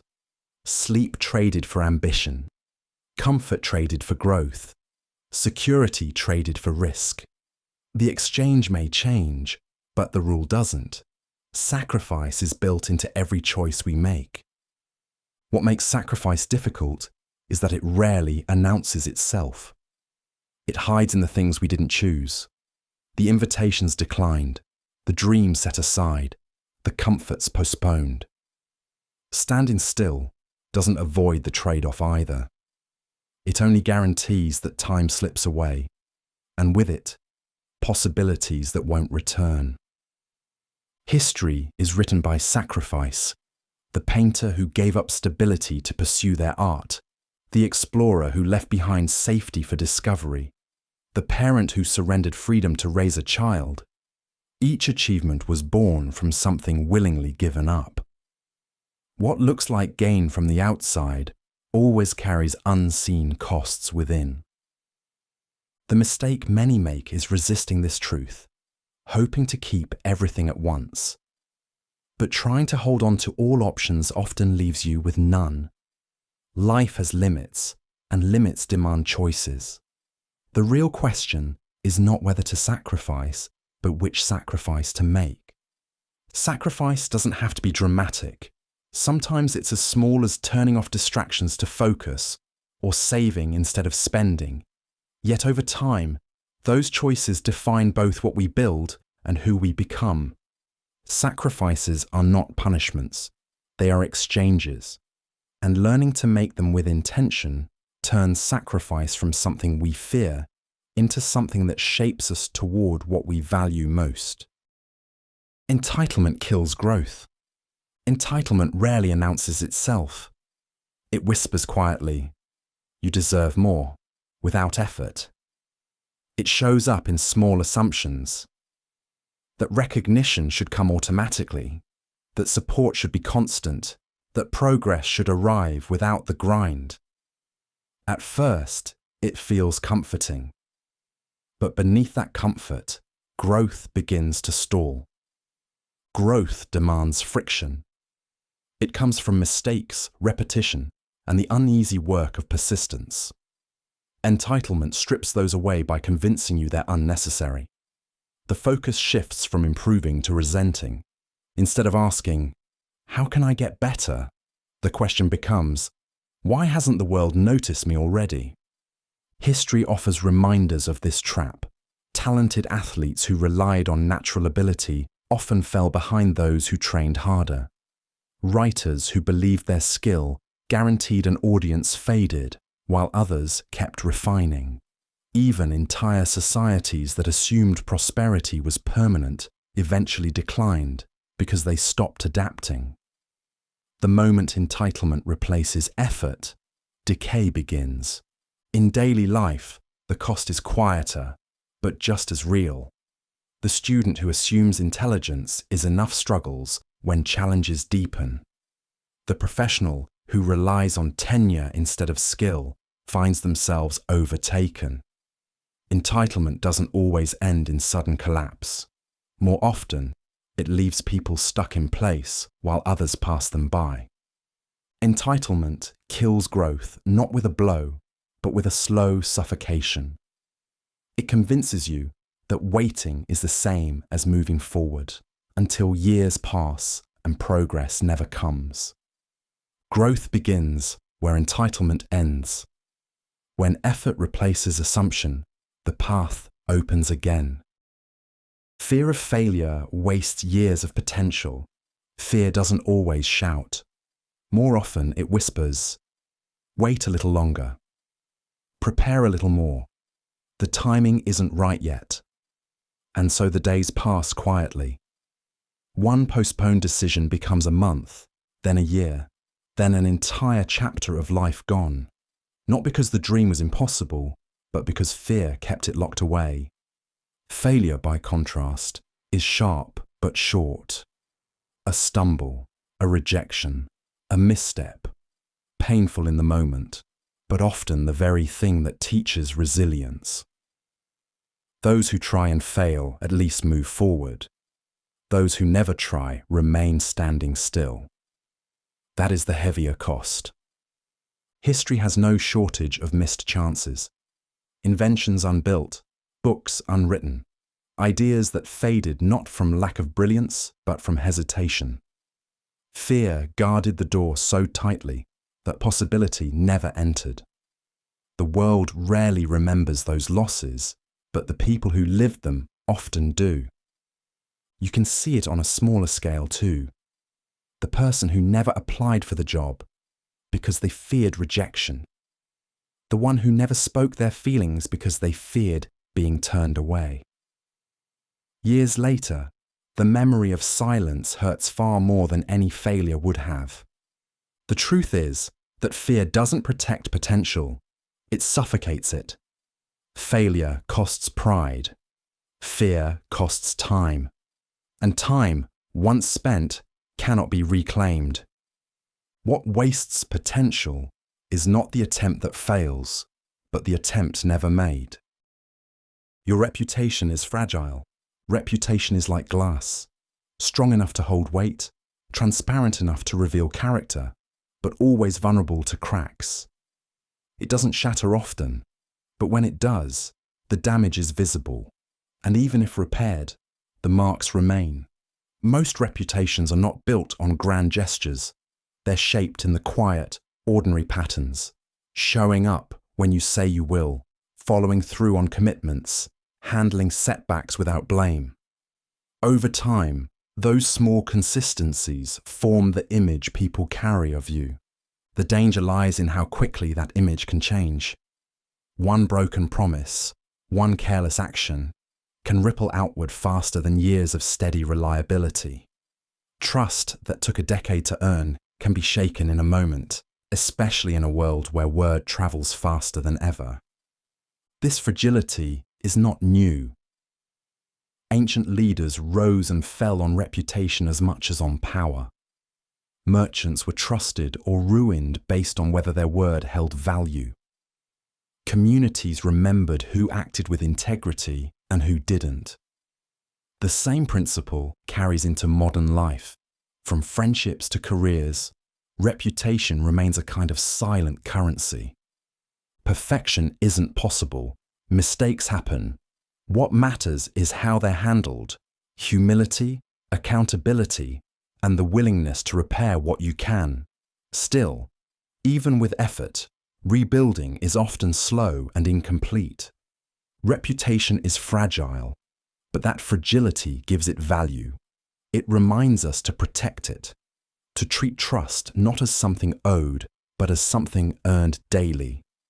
Because while reputation can be lost in seconds, when cared for, it becomes one of the most enduring strengths a person can carry. The past can't be changed, only accepted.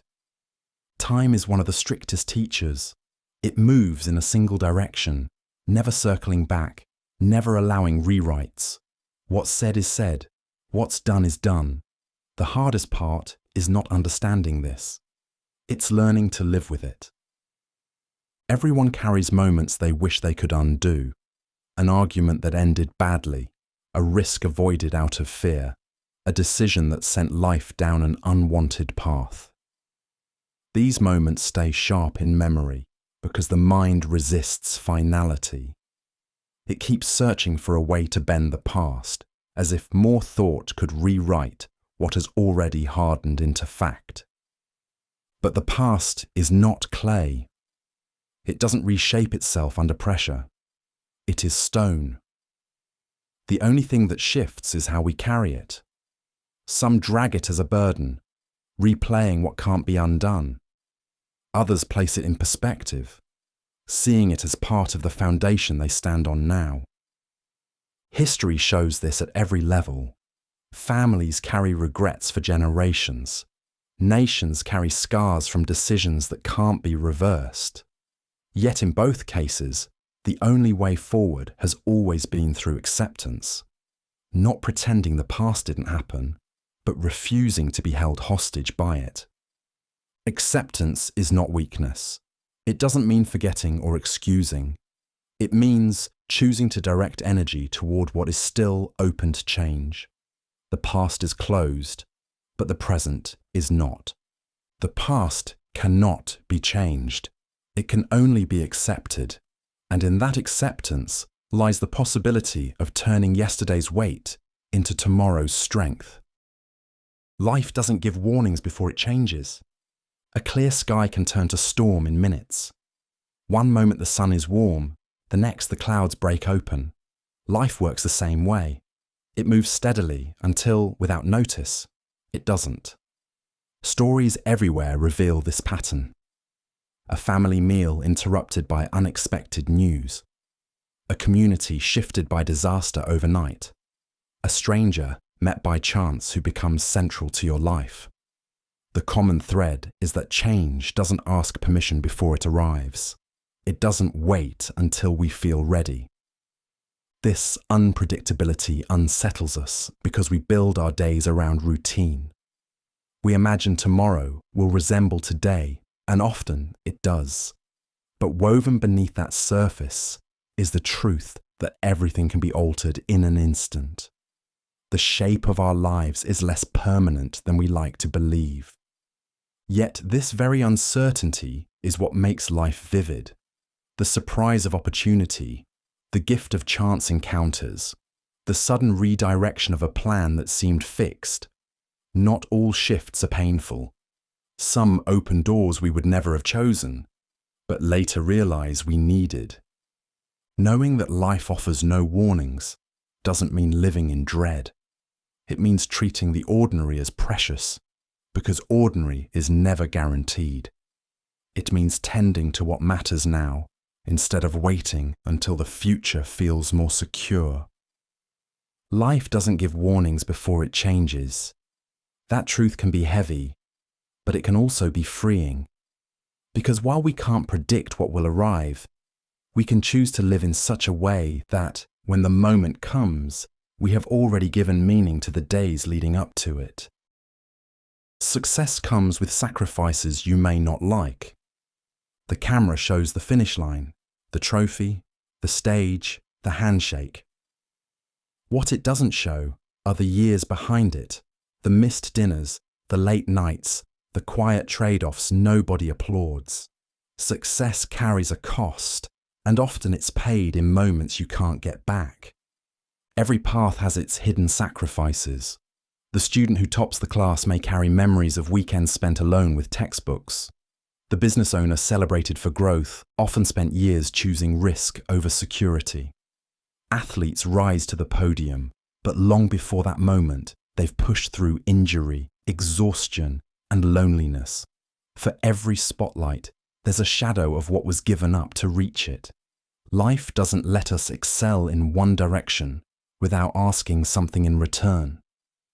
To gain mastery in a craft, you lose time elsewhere. To climb a ladder, you leave parts of the ground behind. Some sacrifices feel worth it. The discipline that builds skill, the focus that creates progress. Others sting more deeply. Missed connections, strained relationships, the erosion of balance. This isn't to say success isn't valuable, but it isn't simple. The polished surface rarely shows the toll beneath. Knowing this changes how we approach ambition. It allows us to ask not only, what do I want to achieve? But also, what am I willing to give up along the way? Success comes with sacrifices you may not like. The challenge is to choose which cost you can live with and which you cannot. Because in the end, success is never just what you gain. It is equally defined by what you've left behind to hold it. Gratitude is rare, entitlement is common. A farmer tends his fields from dawn until dusk. His children eat at a full table, rarely noticing the hands that made it possible. Years later, when they leave home, they look back and realize how much was given without recognition. That gap between effort and thanks isn't unusual. It is the pattern. Gratitude is rare. Entitlement is common. Gratitude asks us to stop and see the invisible labor that supports us. The teacher staying late to prepare lessons. The parent who quietly sacrifices comfort for stability. the friend who listens even when they're tired. Yet most of the time, these acts are absorbed into the background. They feel expected, as if they were owed. History is full of examples. Generations often inherit freedoms, wealth, or security built by those before them, but treat it as the natural order.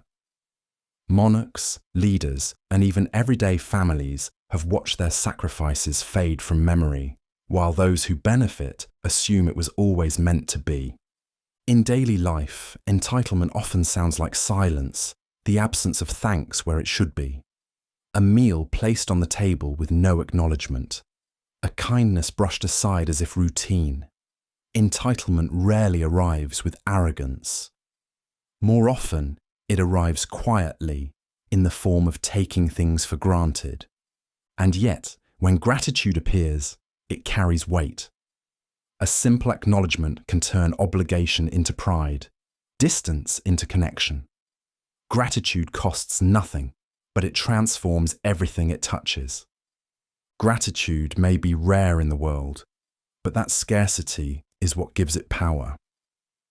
Choosing to practice it breaks the cycle of assumption and reminds us that nothing, time, effort, kindness, is truly guaranteed. Comfort is addictive. You sit on the couch after a long day, telling yourself it's just a short break. Minutes blur into hours, and before you realize it, the evening has slipped away. The ease feels harmless at first, but slowly it replaces the things you meant to do. That's the quiet danger. Comfort is addictive. Comfort doesn't only come in the form of luxury. More often, it's repetition that feels safe. Eating the same meals, following the same routines, or putting off challenges until tomorrow. These habits settle in without resistance because they don't hurt in the moment. But what they take is harder to see: momentum, growth, and opportunities that require discomfort to reach. What makes comfort addictive is its immediacy.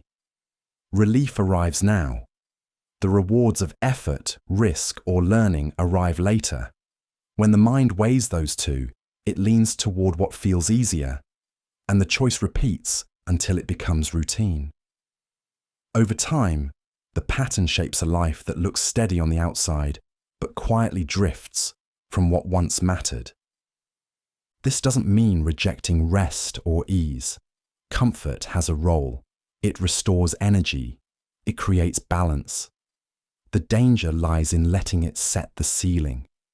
Too much comfort dulls curiosity, erodes ambition, and makes change feel harder than it is. Comfort is addictive because it asks for nothing while quietly taking away possibility. Seeing that clearly allows us to choose differently, to step into discomfort deliberately, so that comfort serves recovery, not stagnation. People lie often. You ask someone if they're fine, and they smile and say, "I'm good," even when they're not. A coworker claims they're almost finished with a project, though they haven't started. A friend insists they'll be on time but shows up half an hour late. These small moments reveal a reality we often overlook. People lie often. Lies are not always grand deceptions. Most are small, everyday distortions, meant to avoid conflict, protect an image, or make life a little easier.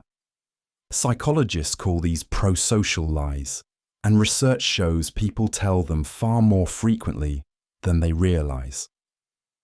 On average, humans bend the truth several times a day. But lying isn't limited to politeness. People also lie to gain advantage, to escape consequences, or to protect themselves. In workplaces, inflated reports are common. In relationships, promises are sometimes made with no intention of being kept. Even within families, truths are softened or hidden altogether. The uncomfortable part is not just that others lie, it's that we all do. Most lies are not malicious. They are born from fear, insecurity, or the pressure to appear better than we are. Still, Even small lies erode trust over time. A pattern of dishonesty, no matter how subtle, weakens relationships and reputations. Recognizing that people lie often doesn't mean becoming paranoid. It means being realistic. It means paying more attention to actions than words and holding ourselves accountable to honesty in places where it matters most. People lie often. That's the brutal truth. And yet, in a world where dishonesty is common, choosing honesty stands out more than ever. It becomes not just a virtue, but a quiet strength, one that builds the kind of trust that lies, no matter how frequent, can never truly match. Blaming others keeps you stuck. A project misses its deadline. Fingers point, excuses pile up, and the energy that could have gone into fixing the issue is spent assigning fault. It feels easier in the moment, less painful to shift responsibility onto someone else than to face it yourself. But this habit carries a cost. Blaming others keeps you stuck. Blame is comforting because it removes the burden. If the problem is always out there, you don't have to look inward. Yet that comfort is deceptive. When attention stays on what someone else did wrong, your own ability to change or adapt is ignored. And without ownership, there is no progress. You can see this in daily life. Workplaces where colleagues constantly point fingers rarely improve. Relationships built on trading accusations lose trust instead of finding solutions. Even personally, blaming circumstances for every setback ensures the same obstacles appear again and again. This doesn't mean pretending others never make mistakes. They do. But there's a difference between holding someone accountable and getting trapped in blame. Accountability moves toward resolution. Blame circles endlessly around the problem, replaying the past instead of reshaping the future. Blame keeps you where you are. Responsibility moves you forward. And while it may feel heavier at first, responsibility carries the power to change what happens next. The world doesn't slow down when you're tired. The alarm rings and you're already behind. You drag yourself out of bed, hoping the world might be a little gentler today. But the commute is still crowded, messages are waiting, and the day demands the same as it always does. Tired or not, life keeps moving. The world doesn't slow down when you're exhausted. Fatigue has no influence on time. The clock doesn't tick more slowly because you need rest. Responsibilities don't shrink because your energy has run out. Work carries on, families need attention, and deadlines stay fixed. It can feel unfair, almost indifferent, but it is simply how life operates. This reality is why exhaustion is so dangerous. Push long enough without pause, and the body forces its own stop, through illness, burnout, or collapse. Many discover too late that waiting for the world to adjust is pointless. The only control lies in how you manage your own pace within it. Rest, then, is not luxury, it is protection. Choosing to pause, to sleep, to say no, or to set limits isn't weakness. It's how you survive in a world that won't pause for you.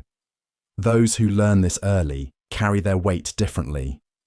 They conserve strength for what matters and recover enough to keep moving. The world doesn't slow down when you're tired.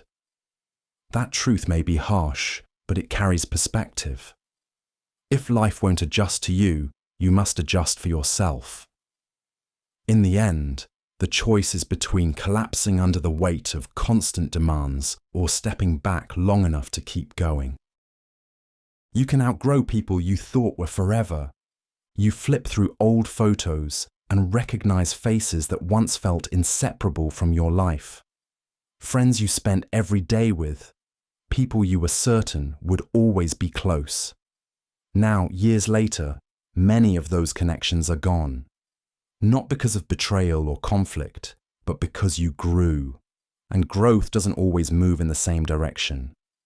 Life has a way of pulling people onto different paths. Careers lead to new cities. Priorities shift as families form or ambitions change.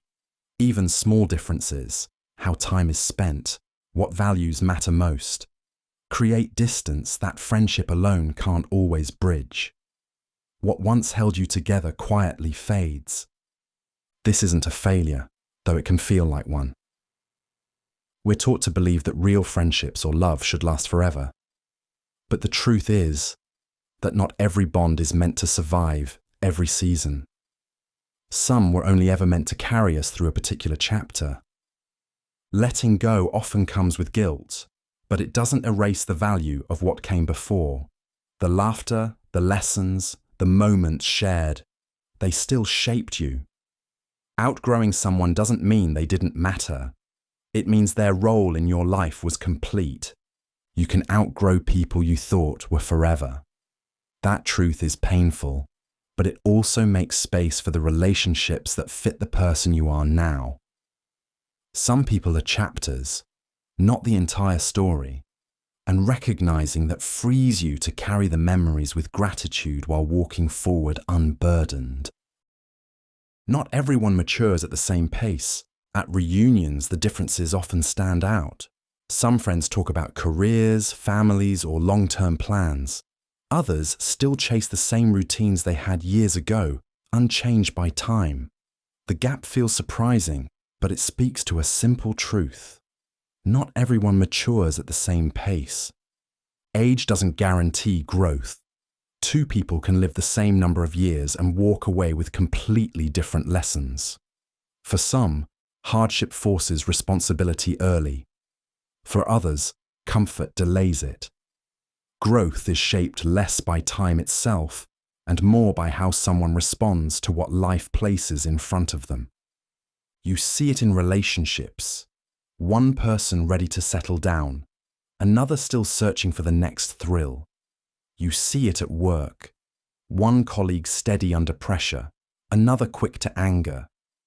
These contrasts aren't always about right or wrong. They simply show that people arrive at different stages on their own timelines. It can be frustrating when someone close to you isn't where you hope they'd be. But pushing them forward rarely works. Maturity can't be forced. It's realized. And comparing your own path to others only distracts you from continuing your own growth. Not everyone matures at the same pace. Sometimes that truth disappoints. Sometimes it humbles. But understanding it helps you meet people where they are, without letting their pace slow your own. Growth may not be equal, but it's always possible, for them and for you. Someone always has it worse than you, and better. You sit in traffic, irritated at the delay, until you notice someone pulled over with a stalled engine. Later, at home, you scroll through your phone and see a friend exploring a city you've never been to. In moments like these, the contrast is obvious. Someone always has it worse than you, and someone always has it better. Life constantly shifts between these two perspectives. Whatever burden you carry, there's another person facing something heavier, illness, grief, or circumstances beyond their control. And whatever milestone you're proud of, there's someone who has already gone further, faster, or higher. The danger lies in leaning too far in either direction. Focusing only on those worse off can dull ambition, convincing you that it could be worse is enough. Focusing only on those ahead can breed envy, making progress feel like failure by comparison. Neither view tells the whole story. The real value of this truth is balance. Seeing those who struggle more can teach gratitude for what you already have. Seeing those who've achieved more can spark drive to keep moving. Together, they remind you that your place on the spectrum isn't fixed. You're still in motion. This doesn't mean dismissing your pain or downplaying your success. Both matter. But remembering the wider picture grounds you. You are not at the bottom, and you are not at the top. You are part of a human continuum where everyone is both behind someone and ahead of someone else. Someone always has it worse than you and better. Keeping that perspective steadies you. It encourages humility, gratitude, and the clarity to focus on your own path without losing yourself in comparisons. Happiness is temporary, so is sadness. Human emotions are not fixed states, they're moving tides. Neuroscientists describe this as the hedonic treadmill. The brain adapts to both highs and lows, always pulling us back toward balance. Joy never lasts forever, but neither does despair. Life keeps moving, and feelings rise and fall with it. This truth can be unsettling when it comes to happiness. We want joy to last, to bottle it and hold it permanently. But it's the fleeting nature of happiness that makes it precious. A smile, a moment of connection, or a celebration wouldn't mean as much if it were permanent. On the other side, this truth brings relief in sadness. Pain feels permanent in the moment, but time softens it. Even the hardest losses gradually become bearable. Just as happiness fades, so does suffering. Recognizing this cycle changes how we live. Instead of chasing happiness endlessly, we can savor it while it's here. Instead of drowning in sadness, we can remind ourselves it won't last forever. Happiness is temporary, so is sadness. Accepting both gives us perspective, not to cling to the highs or fear the lows, but to understand that life is always moving, always shifting, and never fixed in one feeling for long. Compliments fade, criticism lingers. Human memory is not neutral. Psychologists call this the negativity bias. The brain pays more attention to threats than rewards, because throughout history, survival depended on remembering danger. A single harsh word becomes magnified, while praise often slips away. In daily life, this imbalance creates frustration. A worker might receive 10 compliments for their performance, but it's the one piece of negative feedback that keeps them awake at night. In relationships, years of kind words can be overshadowed by one careless insult. Compliments provide warmth, but criticism cuts deeper. This truth doesn't mean compliments are meaningless. They matter in the moment, and they build a foundation of support. But they rarely have the lasting weight of criticism. That's why careless words can cause damage long after they're spoken, and why deliberate cruelty can shape someone's self-image for years. Understanding this truth encourages caution in how we speak to others. A single moment of harshness can undo months of encouragement. And it also challenges us to manage our own minds, learning to let criticism inform rather than define us, and to intentionally hold on to praise instead of dismissing it. Compliments fade, criticism lingers. Knowing this helps us tread carefully with our words and more gently with ourselves. Because while criticism may echo louder, we still have the choice to decide how much space it takes in our lives. Being busy isn't the same as being productive. The day slips away in a blur. Emails answered, calls attended, lists checked. By evening, you're drained. Yet when you pause to reflect, nothing of real importance has moved forward. It's in that moment the truth comes into focus. Being busy isn't the same as being productive. Busyness offers the comfort of activity.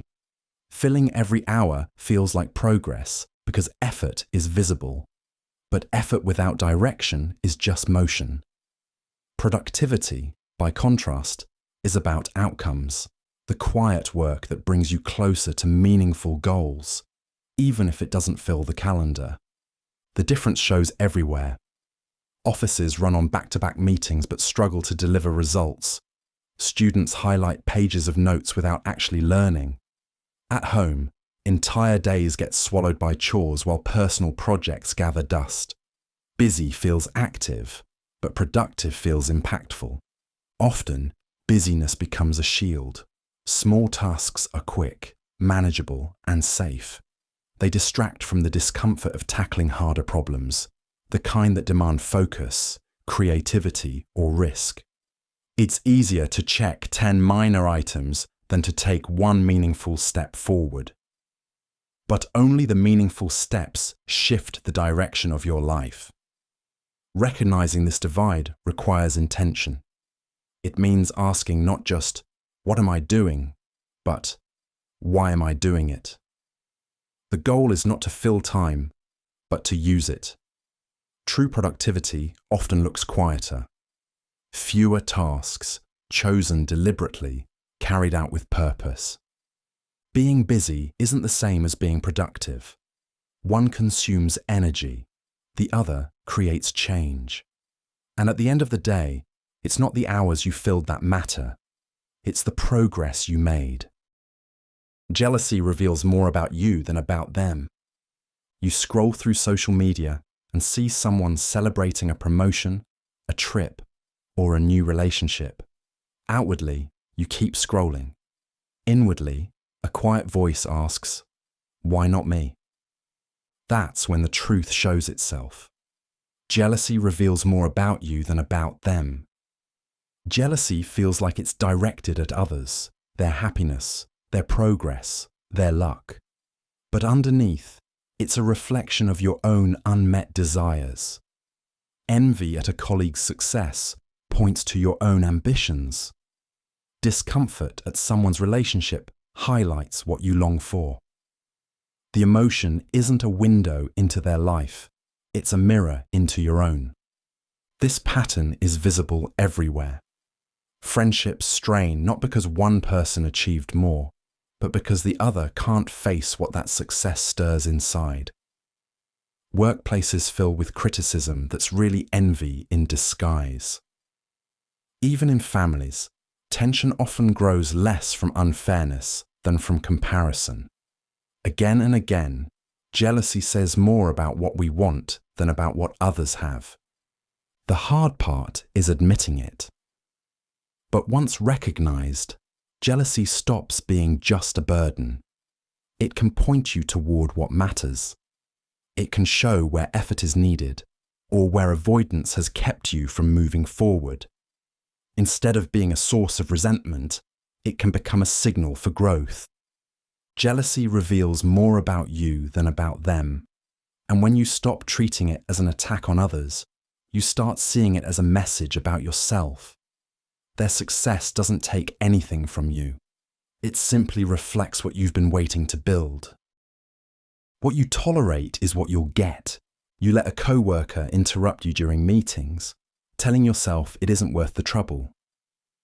You excuse a friend for cancelling plans again, even though it bothers you. You stay silent when treated unfairly, hoping it won't happen next time. Slowly, a pattern takes shape. What you tolerate is what you'll get. People learn how to treat you not by what you ask for, but by what you allow.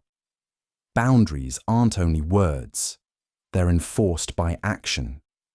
When disrespect or neglect goes unchecked, it doesn't fade away. It becomes the expectation. What once felt like a one-off slips quietly into routine. The principle applies everywhere. In workplaces, long hours become standard when no one pushes back. In families, unhealthy dynamics linger because they're never named. Even with ourselves, the habits we permit, procrastination, excuses, shortcuts, set the tone for what our lives become. Tolerance isn't neutral, it's a signal. Changing this requires discomfort. It may mean speaking up when it feels easier to stay quiet. It may mean setting limits others don't like. Sometimes it means leaving situations that refuse to change. But by holding firm, you create space for respect, accountability, and healthier connections. What you tolerate is what you'll get. That truth can feel harsh, but it's also empowering. Every time you raise your standards, you teach others and yourself how you expect to be treated. And over time, that choice shapes not just relationships, but the life you're willing to accept. A good name takes years to build and seconds to ruin. Think of someone in your community who's known for reliability, the neighbor who always helps, the colleague who never misses a deadline, the friend who keeps their word. That reputation didn't appear overnight. It was built slowly, piece by piece, through consistent actions over time. Yet all it would take is one careless mistake, one broken promise, or one lapse in judgment for that image to collapse. That's the brutal reality. A good name takes years to build and seconds to ruin. Reputation is fragile because it lives in the perceptions of others. Trust and respect grow gradually through repeated proof, but once damaged, they're remembered instantly. Psychologists call this the stickiness of negativity. People tend to recall failures and betrayals more vividly than steady reliability. One misstep can outweigh countless good deeds. This truth shows itself everywhere. A business can thrive for decades, then collapse after a single scandal. A leader can inspire trust for years, only to see it vanish after one poor decision. Even in personal life, one lie or betrayal can overshadow years of honesty. Rebuilding trust is possible, but it is a long uphill climb, often without full recovery. The lesson is not to live in fear of mistakes, but to treat reputation as precious. Guarding it means making careful choices, acknowledging errors quickly, and staying consistent even when it's inconvenient. Because once it's damaged, no explanation or excuse can fully erase the memory of the fall. A good name takes years to build and seconds to ruin. That truth may feel unforgiving, but it's also what gives reputation its value. When protected, it becomes one of the most powerful assets a person can carry through life. Forgiving yourself is harder than forgiving others. You might let a friend off the hook when they forget a birthday. You may forgive a family member after a sharp exchange of words. But when the mistake is your own, a chance missed, a careless comment, a wrong decision, the weight lingers. Forgiving yourself is often harder than forgiving anyone else. We tend to be our own harshest judges. Others may move on quickly, but we replay our missteps again and again, keeping them alive long after the moment has passed. What for others is a single event becomes for us a repeating story. Part of the struggle comes from identity. When someone else stumbles, it's easier to see the action as separate from the person. When we stumble, it feels like a reflection of who we are. Guilt becomes tied to our sense of self, making it far harder to let go. The pattern shows up everywhere. A parent who can't stop second-guessing choices from years ago. A professional who keeps returning to one failure despite decades of success. The hardest forgiveness is rarely what we offer others. It's the grace we extend to ourselves. Self-forgiveness isn't about erasing responsibility. It's about recognizing that mistakes don't define the entirety of who we are. They can remain as lessons without becoming lifelong sentences. Without it, regret hardens into a prison. With it, mistakes become teachers. Forgiving yourself is harder than forgiving others. But once you learn to release the grip of regret, you create the space to live with less weight, to grow without constant self-punishment, and to move forward without yesterday chained to your back. Comfort now creates pain later. You skip the workout because the couch feels easier. You put off the assignment for just one more day. You spend instead of saving because it feels good in the moment. Each of these choices feels harmless, even pleasant. But over time, they build into something heavier. Comfort taken now often turns into pain later. Comfort has an appeal we all recognize. It soothes immediately, whether through rest, distraction, or indulgence. The problem is that many choices that feel good today carry costs that show up tomorrow. Missed exercise becomes poor health. Procrastination grows into panic. Overspending turns into debt. The bill doesn't arrive instantly, but it always arrives. This pattern is everywhere. Students who avoid the grind of study face the stress of last-minute cramming. Workers who dodge tough conversations end up with years of frustration. In health, quick meals and shortcuts accumulate into long-term problems. What seems like relief now quietly plants the seeds of struggle later. That doesn't mean comfort has no value. Rest and ease are necessary parts of life. But when comfort becomes the constant choice, growth slows, resilience weakens, and the future pays the price. Choosing temporary discomfort, effort, discipline, honesty creates a very different outcome. Difficulty in the moment, but strength and freedom later. Comfort now creates pain later. The trade-off is unavoidable. You either carry the weight of effort today, or you carry the weight of regret tomorrow. One passes, the other lingers. Talent is wasted without consistency. You've probably met someone like this, a gifted student who breezes through exams, or an athlete with natural ability who outshines others without much practice. At first, their talent seems untouchable, but as time passes, the ones who stay consistent often surpass the ones who rely only on talent. That's the difficult truth. Talent is wasted without consistency. Talent can open doors, but it doesn't keep them open.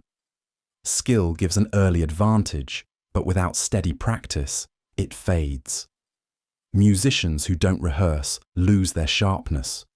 Writers who only wait for inspiration never finish their work. Athletes who skip training see their performance decline. The distance between potential and achievement is closed not by brilliance, but by discipline. Consistency doesn't look dramatic. It's built through the small, repeated actions, day after day, year after year, that slowly compound into lasting results. It may not draw attention in the moment, but it turns raw ability into excellence. This is why many promising careers stall. People lean too heavily on their gifts until those gifts aren't enough. Meanwhile, those with fewer advantages keep showing up, keep learning, and eventually move ahead. In the long run, persistence outpaces potential. Talent is wasted without consistency. Recognizing this truth shifts the focus away from waiting for perfect moments and toward building habits that carry you forward. Talent sparks possibility, but consistency keeps it alive. In the end, it isn't what you can do once that defines you, it's what you can sustain. That's what transforms promise into progress and talent into something real. Some wounds never fully heal. You might notice it in the smallest triggers. A song plays, and suddenly you're back inside a memory you thought you'd left behind. A street corner reminds you of someone you no longer see.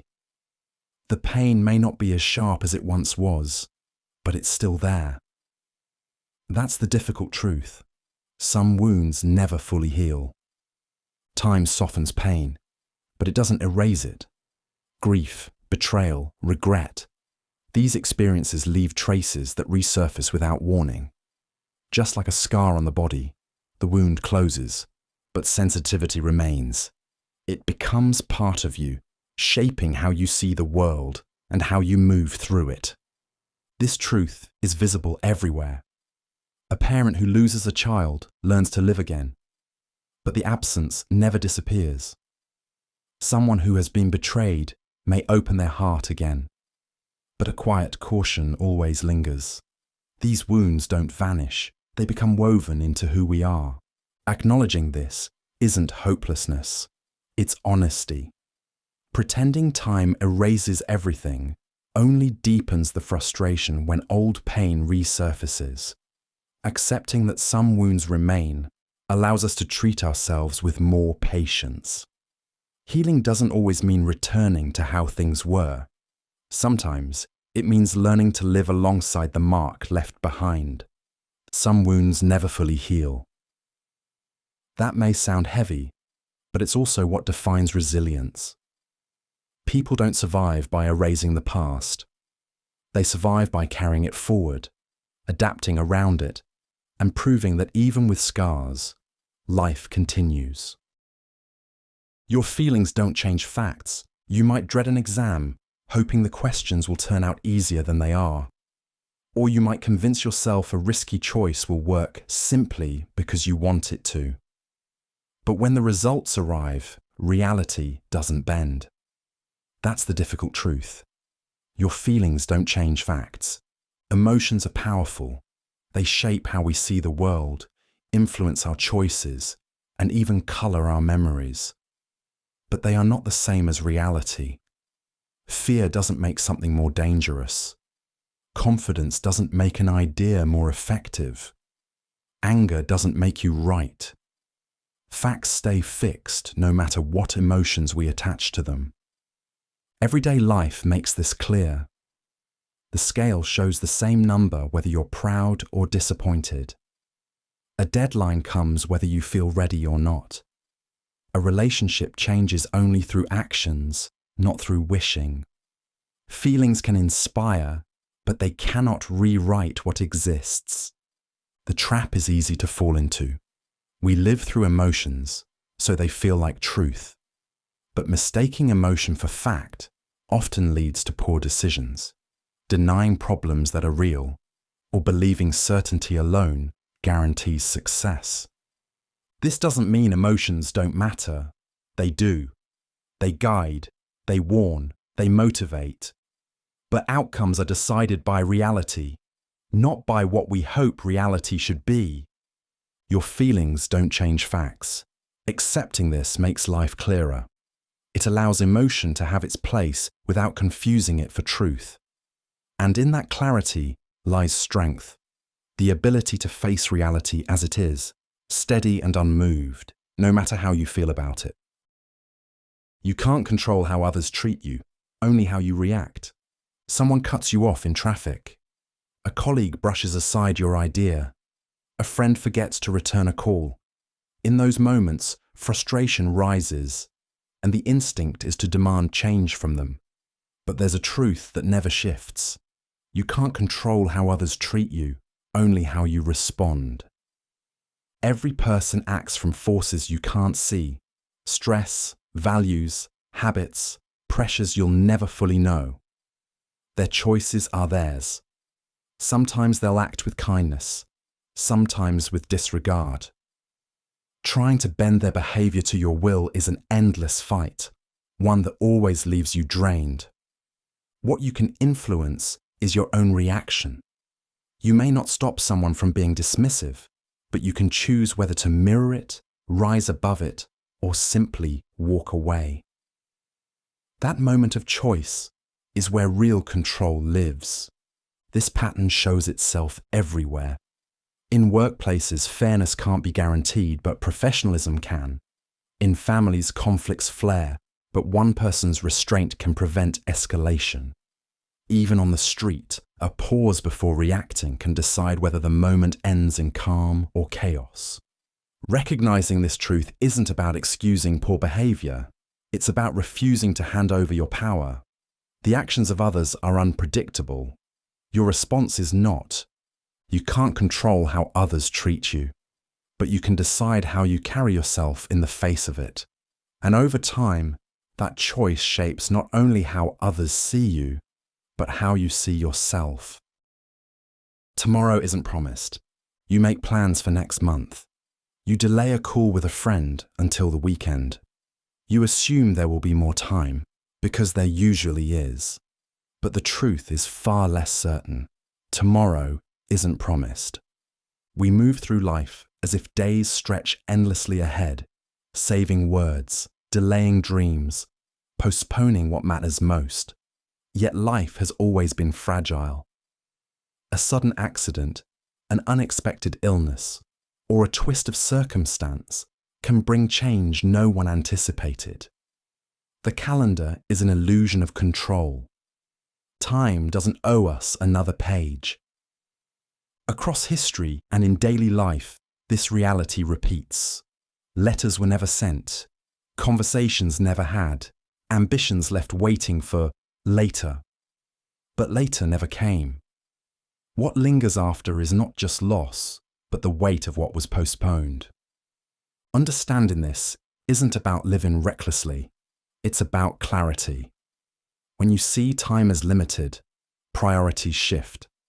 Arguments that once seemed important lose their hold. Gratitude feels urgent. A simple dinner with loved ones, a walk in the evening, a moment of laughter.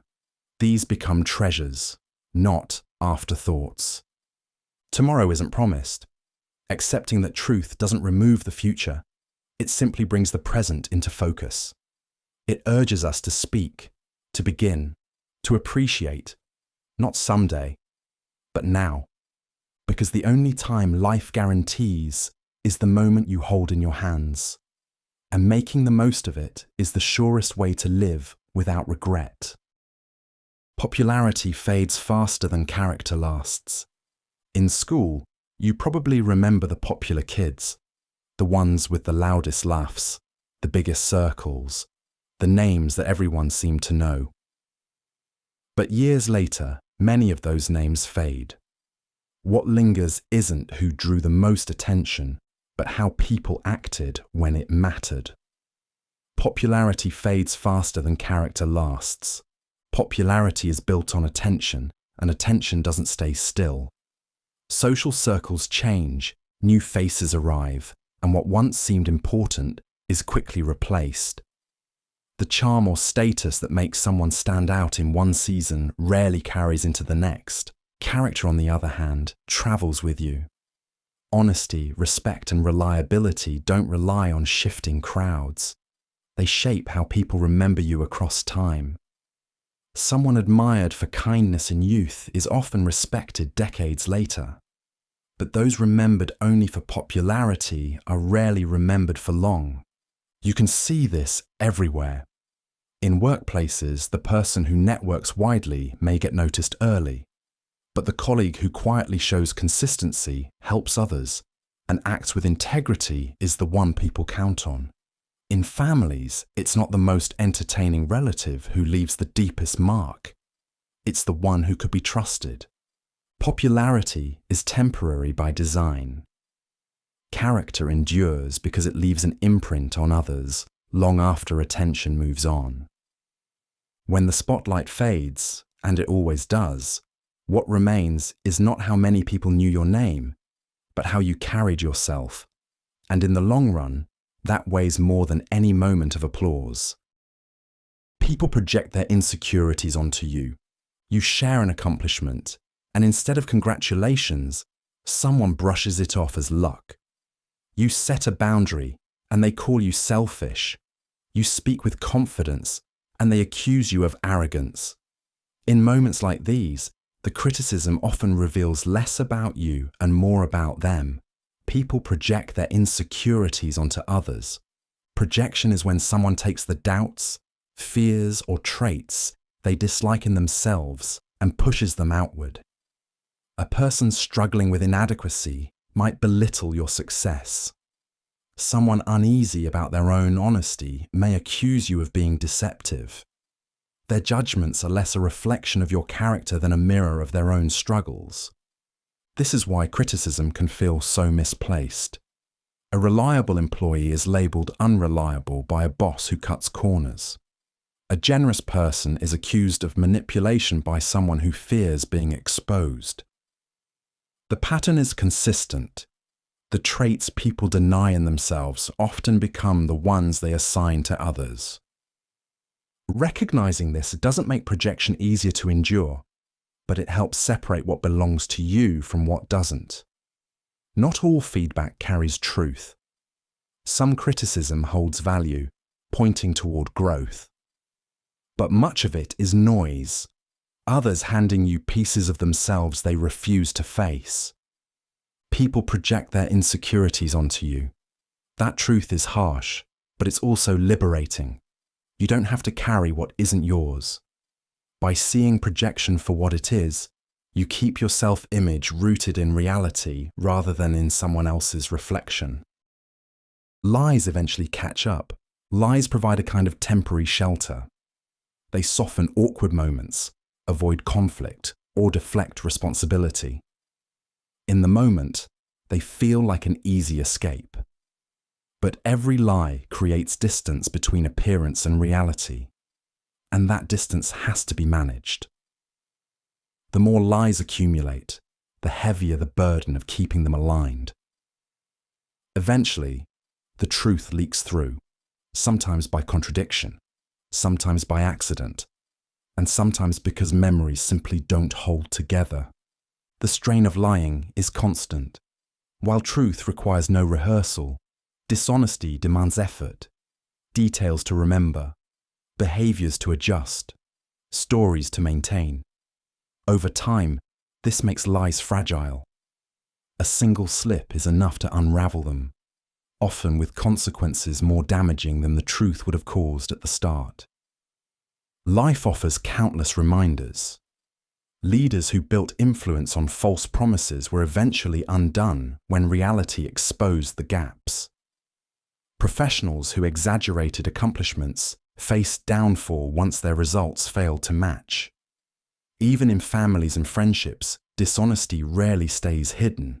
When it surfaces, it leaves trust fractured and hard to rebuild. Honesty, by contrast, can sting in the moment, but it carries no maintenance cost. It may disrupt, but it doesn't collapse under its own weight. Lies promise ease, but deliver complexity. Truth demands courage, but sustains itself. Lies eventually catch up. That's why honesty, even when difficult, remains the more reliable path. Because while lies crumble under time, truth endures. Not everyone deserves your loyalty. You stand by a friend through their hardest days, answering late-night calls, listening to the same struggles, showing up without question. But when life turns and you need someone, the silence is deafening. Moments like this reveal a truth many avoid. Not everyone deserves your loyalty. Loyalty is powerful when it's mutual. It builds trust, strengthens bonds, and makes relationships resilient. But when loyalty flows only in one direction, it shifts from strength to weakness. Giving endlessly to someone who takes without returning leaves you drained, not supported. This imbalance appears everywhere. Employees dedicate years to companies that replace them without hesitation. Friends cling to people who consistently let them down. Families sometimes demand loyalty by default, even when their actions show little care in return. In each case, devotion is placed not where it is earned, but where it is expected. Loyalty is not about blind endurance, it is about reciprocity. It should be anchored in respect, honesty, and effort on both sides. When those qualities are missing, holding on doesn't make you noble, it makes you stuck. Recognizing that not everyone deserves your loyalty doesn't mean closing yourself off or refusing to care. It means choosing carefully who has proven they value it. True loyalty is rare, and when offered to the right people, it deepens connection. But given carelessly, it becomes self-sacrifice with no purpose. Not everyone deserves your loyalty. Accepting that frees you to invest in the relationships that lift you up, instead of those that slowly wear you down. The world rewards leverage, not fairness. You've probably watched it happen. One person works hard, follows every rule, and still remains in the same place. Another, with fewer hours and less effort, advances quickly because they had the right contact, the right moment, or the right resource. It feels unfair because it is. The world doesn't move according to fairness. It moves according to leverage. Fairness is an ideal. It suggests that effort and merit should bring equal reward. But life rarely honors that balance. What shapes outcomes is leverage, the ability to turn what you have into something greater. A single introduction can create more opportunity than years of unnoticed work. A well-timed decision can outweigh endless preparation. Leverage takes many forms. It can be skill that others need, capital that multiplies effort, or a network that accelerates trust. It doesn't erase the value of hard work, but it determines whose work actually changes outcomes. That's why two people can labor equally, yet one advances while the other waits. Examples are everywhere. A business with a recognizable name will outsell a smaller competitor, even if the product is weaker. An artist with a platform will reach audiences faster than one with equal talent but no reach. Influence, resources, and position often bend results in ways effort alone cannot. This truth is not meant to diminish fairness, it's meant to highlight reality. Waiting for fairness leaves you frustrated. Building leverage gives you agency. Skills, relationships, and timing can all become multipliers if used wisely. The world rewards leverage, not fairness. And when you understand that, you stop waiting for balance and start creating advantage. Success can isolate you.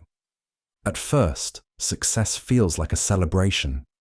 You reach a goal, earn recognition, or step into a role you've been chasing for years. For a moment, it seems like everyone is proud. But as time passes, something shifts. Some friends grow quieter, conversations lose their ease, and you realize not everyone celebrates when you move ahead.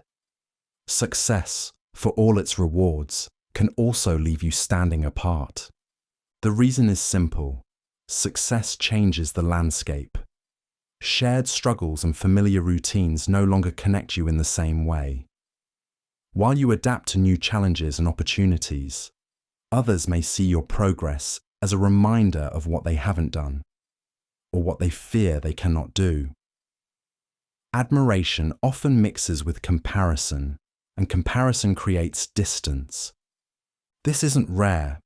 Business leaders often speak about friendships that faded as their ventures grew. Artists recall how recognition altered the way people approach them. Even in everyday workplaces, a promotion can make old colleagues act differently, as if success itself has drawn an invisible line. The separation isn't always born of resentment. Sometimes it's simply that paths diverge. Success demands new habits, new commitments, and sometimes new circles. Not every relationship is built to stretch that far. Success can isolate you. Accepting this truth doesn't mean shunning growth. It means preparing for the changes it brings. It means holding on to the people who remain genuine, while opening yourself to new connections that align with where you're headed. Because success is never only about what you gain, it's also about what you leave behind. You can't win every battle. You spend nights preparing for a presentation, polish every detail, and deliver it flawlessly. Yet the client chooses another option. Or you stand firm in an argument, convinced of your reasoning, only to watch the decision go the other way. These moments remind us of a truth most would rather avoid. You can't win every battle. Life is not measured only by effort. Outcomes bend to timing, circumstance, and the choices of others, forces no individual can fully control. You may give everything and still walk away without the result you wanted. That isn't failure. It's the nature of living in a world where countless variables move beyond your reach. History is full of such reminders. Brilliant generals lost wars despite sound strategy. Innovators with the better idea often lost to those with better resources. Even in everyday life, from office politics to family disputes, the outcome isn't always determined by who is right, but by whose position holds more weight at that moment. The danger lies in believing you should win every battle. That belief breeds frustration, bitterness, and burnout. Those who endure are the ones who learn to accept loss when it comes, take what lessons it offers, and redirect their energy toward the next opportunity. You can't win every battle. Accepting that frees you from the endless pressure of perfection and constant victory. It gives you the clarity to choose which struggles are worth the fight and which can be set down. Because in the long run, resilience isn't built by winning them all. It's built by knowing which defeats you can carry and which victories are worth the cost. Regret often comes from the things you didn't do. An unopened letter, a trip left unbooked, a conversation delayed until it was too late. These are the moments that often echo the loudest in memory. Strangely, it isn't the failures that weigh the heaviest over time, but the choices never made. Regret often comes from the things left undone. Taking action, even when it fails, leaves something behind, a lesson, resilience, sometimes even pride in the attempt. Failure is painful in the moment, but it creates experiences to carry forward. Inaction offers nothing. It leaves only a blank space where a story could have been, and the lingering question of what might have happened if you had tried. History and personal reflection both confirm this. People rarely look back on life lamenting the risks they took, even when they fell short. More often, the lasting regret comes from the words unsaid. The ventures never started.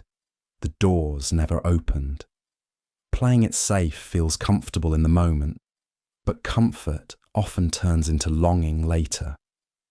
This truth isn't a call for recklessness. It's a reminder that hesitation can be just as costly as failure. Missed chances don't return in the same form. Time moves forward, and the moment passes with it. Regret often comes from the things you didn't do. Remembering that changes how we approach choices today. A failed attempt becomes a lesson. But an untouched opportunity remains an unanswered question, one that can follow you for the rest of your life. The world doesn't pause for your pain. Morning breaks whether you are ready for it or not. The sun rises, traffic builds, and conversations hum in the background. Even on the days when you feel too heavy to move, life around you carries on. It doesn't wait for anyone's grief to subside. This is one of the most jarring parts of loss or heartbreak, the mismatch between your inner collapse and the outer world's steady motion. Inside, everything feels paused. Outside, nothing is. The contrast makes sorrow sharper, as if the world refuses to acknowledge what has shattered. But this isn't cruelty. It is simply how life works. Time does not bend itself to individual suffering. Streets don't grow quiet because one person is in mourning. Work doesn't freeze when a single heart is broken. The current of life continues, always forward. That reality hurts, but it also reveals something deeper. Because the world doesn't stop, you are never left behind entirely. Its constant motion can feel harsh, yet it also creates the path that carries you forward. Even when grief feels endless, the rhythm of days keeps offering another chance, another moment, another small step. Learning to live with this truth means carrying pain into a world that refuses to pause for it. At first, that feels impossible. But over time, walking within that rhythm is how healing takes root. The world moves on, and slowly you find that you can move with it. No one else can live your life for you. From the moment we're born, life feels crowded with voices telling us which way to go. Parents shape early choices, teachers set expectations, and later on, Workplaces hand us deadlines and routines. At every stage, the world tries to guide, persuade, or even dictate our direction. But when all the noise fades, one reality remains. No one else can live your life for you. Advice is easy to find. People will always have opinions about what you should do, who you should be, or where you should head. Some of it comes from love, some from tradition, and some from their own fears or ambitions. But no matter how convincing those voices sound, the steps still belong to you. If you walk a path only because someone else said you should, the weight of that choice is still yours to carry. History is filled with people who discovered this truth too late. The gifted artist who buried their style to please critics. The professional who climbed high in a career chosen by family only to feel empty at the top. Even in everyday life, it shows up quietly, saying yes when you wanted to say no, staying when you wanted to leave, postponing dreams because others didn't believe in them. The hardest part of owning your life is accepting that responsibility cannot be outsourced. No friend can feel your regret. No mentor can carry your missed chances. No family can stand in for your satisfaction or your disappointment. Those things belong to you alone. And that is where the freedom lies. Because once you stop waiting for others to shape your path, you gain the power to create it yourself. The mistakes, the victories, the stories, they are yours. And they always will be. Growth demands letting go of who you were. You might notice it when you look back at old photos or revisit places that once defined you. The music you loved, the people you spent time with, the habits that filled your days, they don't all fit anymore. That's the quiet signal of change. Growth demands letting go of who you were. We often imagine growth as addition, new skills, new opportunities, new perspectives. But real growth also involves subtraction. The version of you that fit last year, or 5 years ago, can't always carry the weight of where you're going. Old routines, outdated beliefs, even familiar identities sometimes have to be left behind. This truth shows up in everyday life. A student becomes a professional, and the casual rhythms of youth give way to responsibility. Someone leaving a toxic relationship must shed the patterns that once kept them attached. Even success brings this demand. Reaching a higher level often requires releasing comfort zones that made sense in the past. Letting go isn't easy. It can feel like abandoning parts of yourself or betraying the person you once were.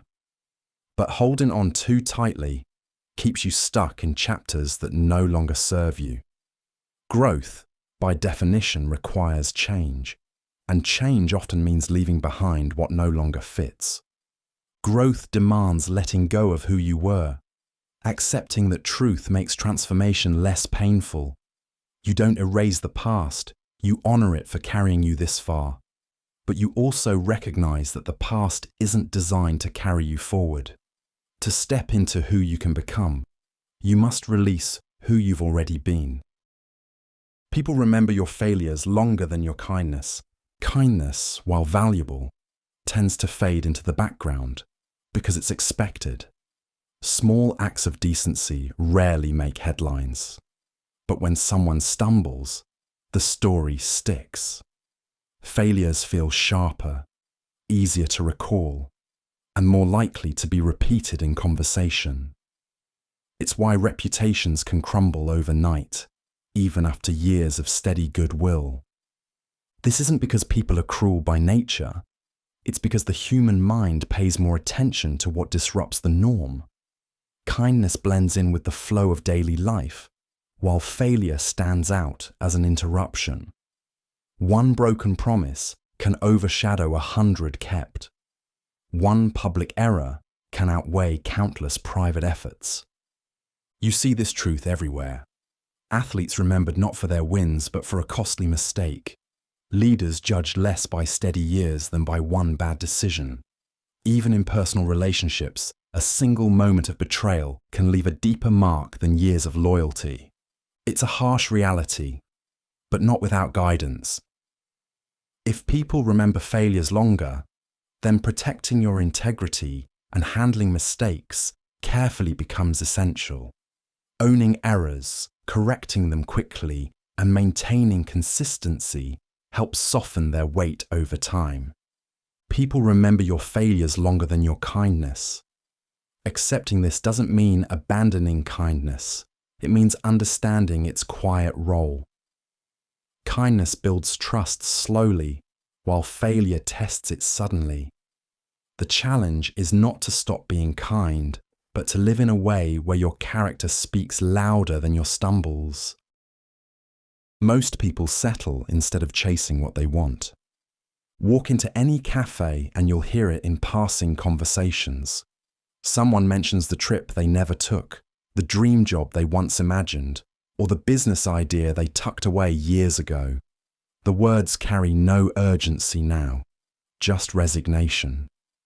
Not because the dreams were small, but because they were quietly set aside. This is how most people live. They settle instead of chasing what they want.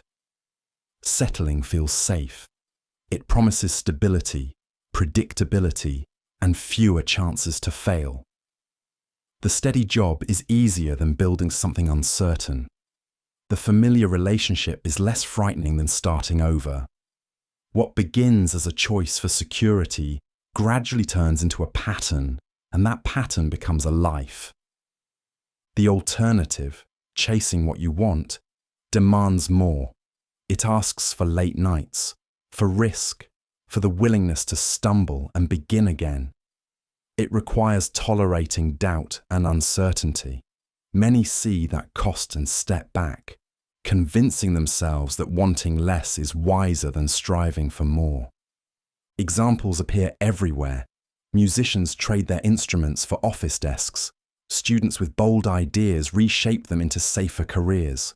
Couples stay together not because it feels right, but because leaving feels harder. And each time, the gap between what they wanted and what they accepted grows wider. Settling isn't always failure. Sometimes compromise is necessary. Sometimes it brings stability. But when it becomes the default, when people stop even trying, the cost is invisible but heavy. It's the lingering thought years later of what could have been. Most people settle instead of chasing what they want.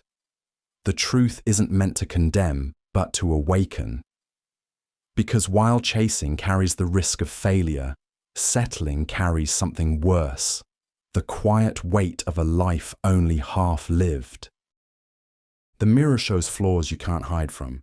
Before leaving the house, you catch a glimpse of yourself in the mirror, a wrinkle that wasn't there yesterday, a scar that never fades, or simply the exhaustion etched into your eyes. The reflection doesn't soften or flatter. It delivers the truth without filter. That's the reality. The mirror shows flaws you can't hide from. In the world outside, appearances can be managed. You can present confidence through clothing, posture, or carefully chosen words. But the mirror offers no stage, no audience. It reduces everything to honesty. Standing there, it's just you and what's real in that moment. And the truth goes deeper than the surface. The mirror is more than glass, it's a symbol.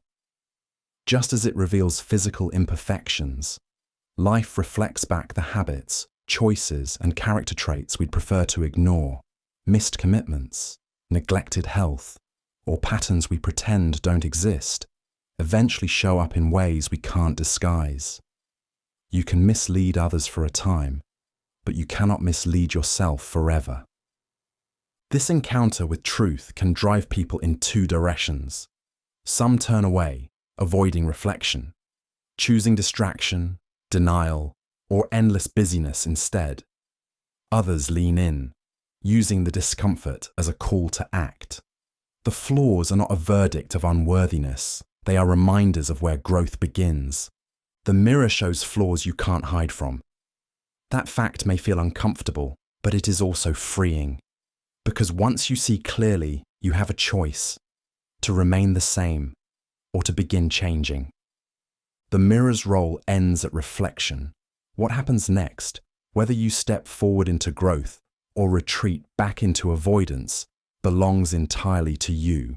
And over time, that choice shapes not just what the mirror shows, but the person who stands before it.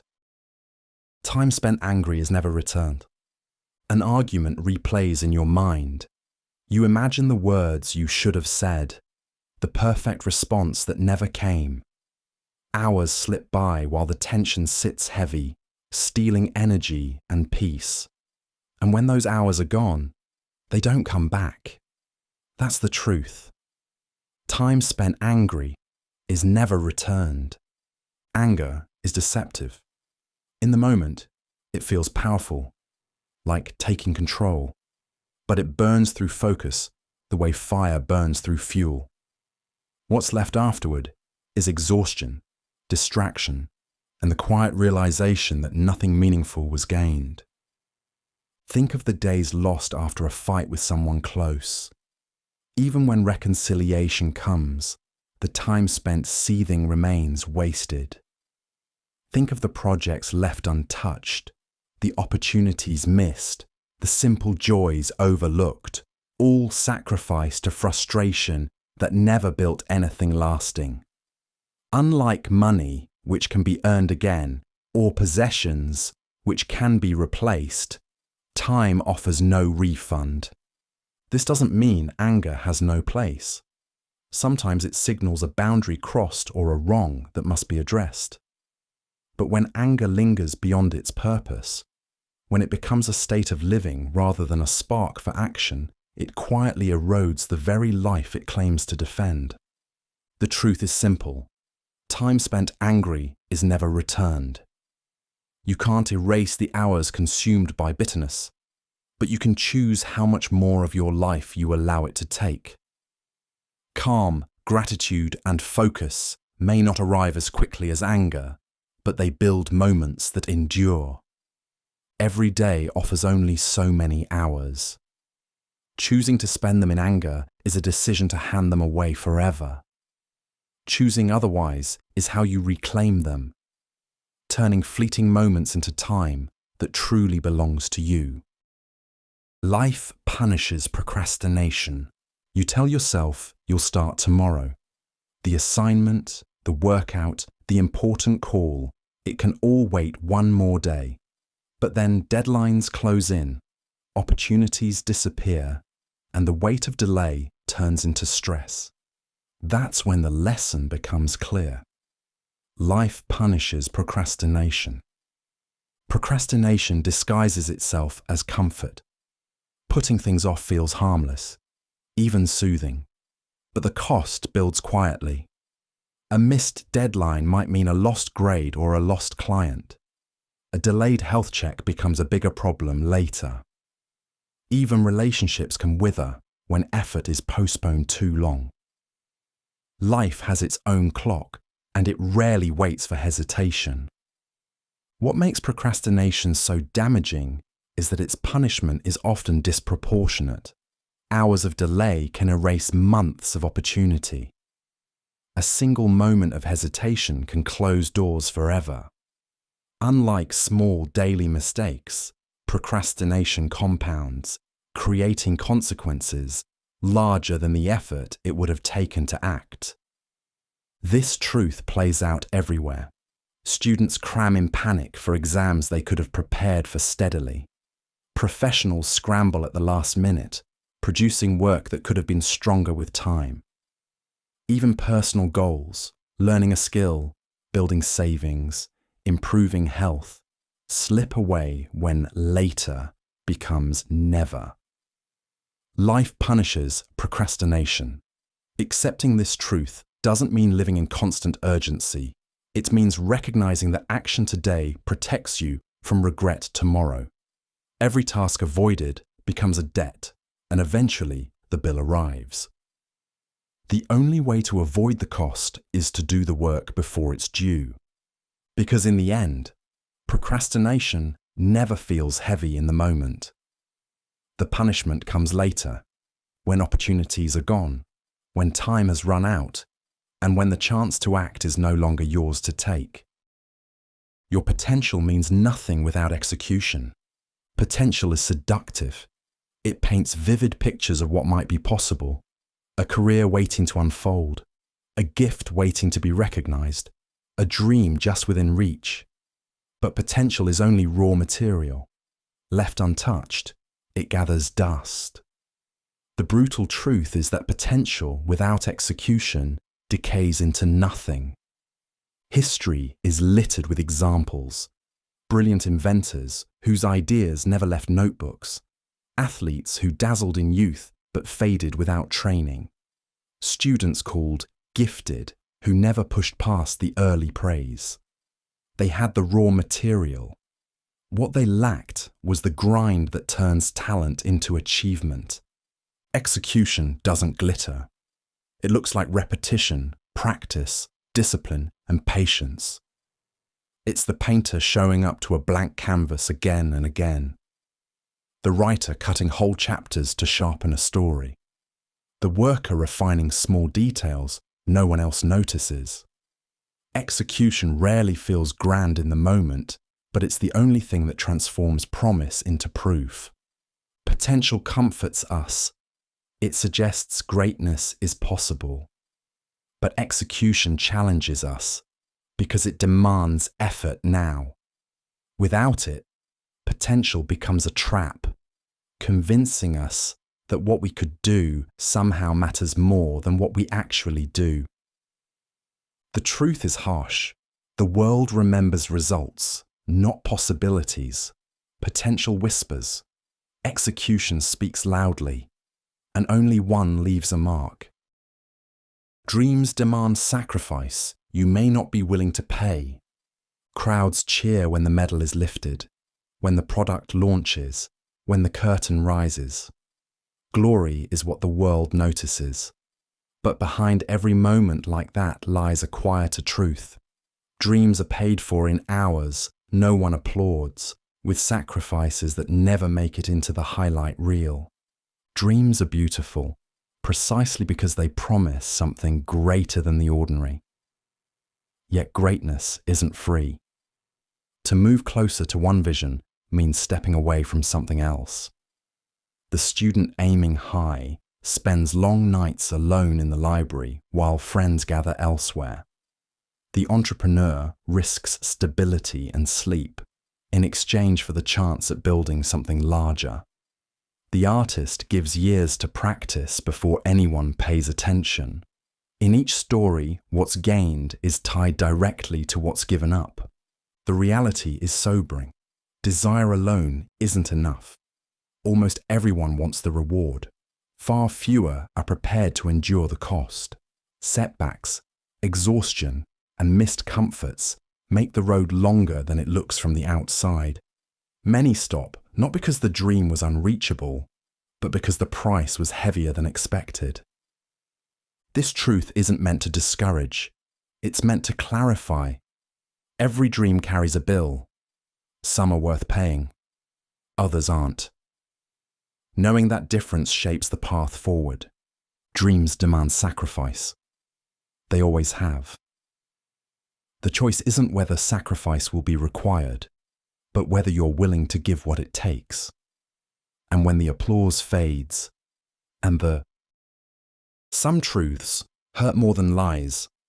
A letter, a phone call, a quiet conversation. Sometimes what arrives isn't comfort but clarity. The words themselves are simple, yet they land with the weight of stone. A diagnosis, a confession, a truth that shatters the illusion you held onto. In those moments it becomes clear. Certain truths cut far deeper than any lie ever could. Lies have a strange way of softening life. They buy time, delay pain, and let us linger in a version of reality that feels easier to carry. False assurances like, everything's fine, or maybe next time, don't change the facts, but they let us postpone meeting them. Truth, on the other hand, doesn't negotiate. It arrives bare, without cushioning, and forces us to confront what we would rather avoid. This is why honesty is so powerful and so brutal. It doesn't just inform, it reshapes. Hearing that a partner no longer loves you alters more than emotion. It changes the future you imagined. Learning you've been passed over for a role isn't just a rejection, it's a new path you didn't choose. Truth strips away hope built on illusion, leaving nothing to stand on but reality itself. And yet, as painful as it is, truth carries something lies never can: direction. Lies keep you circling, trapped in delay. Truth, even when devastating, is the first step toward adaptation. The wound it opens may hurt more in the moment, but it clears the ground for something stronger to grow. Some truths hurt more than lies. That is their nature, but it's also their value. Because while lies may shield you briefly, truth, however sharp, gives you the only solid ground on which to begin again. Being right doesn't mean you'll win. In every corner of life, there are moments when truth alone isn't enough. A professional presents the strongest case in a meeting, data lined up, logic airtight, yet the decision favors someone else. A friend makes the clearest point in an argument, but instead of resolution, the exchange ends in silence and distance. The lesson becomes unavoidable. Being right doesn't guarantee victory. Outcomes are rarely decided on correctness alone. Influence, timing, tone, and perception often weigh just as heavily. The world doesn't function like a scale where truth tips the balance by itself. Instead, decisions are shaped by who delivers the message, how it's received, and whether those listening are willing to accept it. History holds endless examples. Inventors with brilliant ideas saw them buried because others had stronger networks. Social movements carried undeniable truths, yet progress stalled until momentum, strategy, and persuasion aligned. Even within families and friendships, facts have ended conversations rather than mending them, not because they weren't true, but because they weren't heard in the right way. The uncomfortable reality is that truth without delivery can be powerless. Winning requires more than correctness. It requires communication that connects, diplomacy that softens resistance, and patience that waits for the right moment. Sometimes it even requires compromise, not because you were wrong, but because insisting on rightness alone closes the door to resolution. Being right doesn't mean you'll win. Accepting this fact reframes the goal. It's not only about holding truth, it's about carrying it across the finish line with strategy and empathy. In the end, rightness matters, but without influence, it risks being ignored, leaving the victory not to the truest voice, but to the one best heard. Popularity is temporary. Popularity has a way of feeling permanent when you're in it. The applause is loud, the attention constant, and it seems impossible to imagine it fading. But time has a habit of moving on, and with it, so does the crowd's gaze. The spotlight isn't designed to stay fixed. It shifts with new stories, new faces, new voices. What feels like the center of the world in one season often becomes a faint memory in the next. Social media makes this even sharper. Someone can gain immense attention one week and vanish into obscurity the next. This is not a modern phenomenon. Across centuries, the same pattern has played out. Celebrated leaders were eventually replaced. Artists who defined their generation were later overshadowed. Even athletes who broke records found their names slipping from everyday conversation once new champions emerged. The cycle repeats because attention is a tide, not a monument. Closer to daily life, it's the same. The most admired classmate eventually leaves school. The standout employee moves on, and their recognition fades as someone else takes their place. The admiration that once felt permanent was only ever temporary. None of this makes popularity meaningless. It can bring joy, opportunity, and a sense of connection, but it becomes fragile when mistaken for something lasting. The applause fades. What remains is what you built while you had it, the work, the character, and the relationships that endure after the spotlight shifts away. Popularity is temporary. What lasts is what you create beyond it. Trust broken once rarely feels whole again. Trust is one of the most fragile currencies people exchange. It isn't signed on paper or secured with guarantees. It's built quietly, over time, through consistency, reliability, and belief. That's what makes it powerful, but also what makes it so vulnerable. A single betrayal can undo what years of loyalty once created. When trust is broken, something changes permanently. Apologies can be offered, forgiveness can even be extended, but the ease that once defined the bond rarely returns. What was natural becomes strained. What was seamless now carries hesitation. Even if the relationship survives, it is not the same. This truth plays out everywhere. A friend who reveals a secret may never be confided in again with the same openness. A partner who betrays loyalty can rebuild closeness, but suspicion lingers like a shadow. In the workplace, one dishonest moment often outweighs a record of strong performance. Broken trust may not end every connection, but it reshapes them, making interactions more cautious, more measured. The difficulty lies in memory. People can forgive, but forgetting is nearly impossible. Every promise afterward is coloured by the question, will it hold this time? That question, once planted, rarely disappears. To accept this truth isn't to live bitterly or deny second chances. It is to recognise the weight of trust when it is offered. Protecting it requires more care than repairing it ever could. Once cracked, the foundation may be patched, but the fracture line remains. Trust broken once rarely feels whole again. And that is precisely why it matters so deeply. Because trust, unlike most things, is not valuable because it is plentiful. It is valuable because it is fragile. You'll never have enough time for everything. Time has always been the great equalizer. Every person, no matter their wealth, ambition, or circumstance, wakes up with the same 24 hours. And yet, the demands of modern life quickly reveal a sobering truth. There will never be enough time to do everything. From childhood to adulthood, the list of expectations only grows.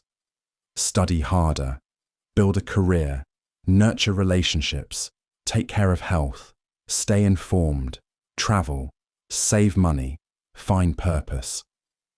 Each goal may be worthy on its own, but placed together, they exceed what any single lifetime can reasonably hold. This imbalance shows up in small ways. The inbox never empties, the to-do list is rarely crossed out in full, and even leisure carries its own pressure. Books unread, places unvisited, conversations postponed. Time runs out faster than intentions can keep up. History echoes the same lesson. Leaders, artists, and thinkers who shaped entire eras still left behind unfinished projects, incomplete visions, and dreams they never touched. No one has ever mastered time. At best, they have learned to spend it wisely. The clarity in this truth is not meant to discourage. It is meant to sharpen perspective. If not everything can fit, then choices matter more than sheer effort. Time becomes less about trying to do it all and more about deciding what deserves to be done. There will never be enough time for everything, but there is always enough time for something. The work that aligns with purpose, the relationships that bring depth, the moments that make life feel alive. In the end, it isn't about conquering the clock. It's about living in a way where what matters most is given the hours it deserves. Regret ages faster than the body. You meet someone who looks young, but carries a heaviness in their eyes. They're not worn down by time, but by the weight of what they wish they had done differently. That's the quiet reality many discover. Regret ages faster than the body. The body ages slowly, marked by years. Wrinkles, grey hair, and slower steps arrive with time. But regret accelerates the process from the inside. Missed opportunities, words left unsaid, or choices avoided create an invisible burden. It doesn't just linger in memory. It shapes how a person carries themselves, how they see the future, and how fully they live in the present. This truth appears in subtle ways. A person who didn't pursue their passion may seem successful, but hollow. Someone who stayed silent in key moments might replay them endlessly, draining energy from today.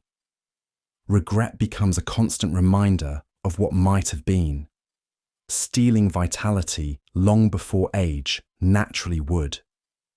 The danger is that regret compounds.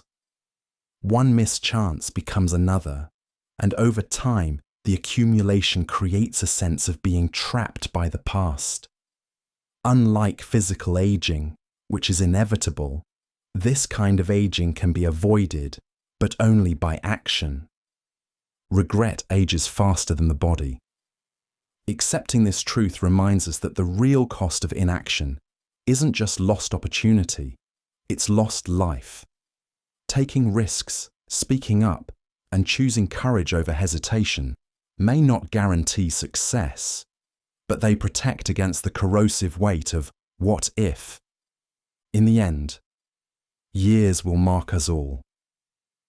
But whether we age carrying the natural marks of time or the heavier burden of regret depends on the choices we make while we still can. Even love has limits. Love is often celebrated as endless, a force that can withstand anything, heal everything, and endure forever. But in real life, love is not limitless. It bends, it stretches, and for a time it may seem unbreakable, but eventually, every bond has a breaking point. That point usually arrives not in a single dramatic moment, but through repetition.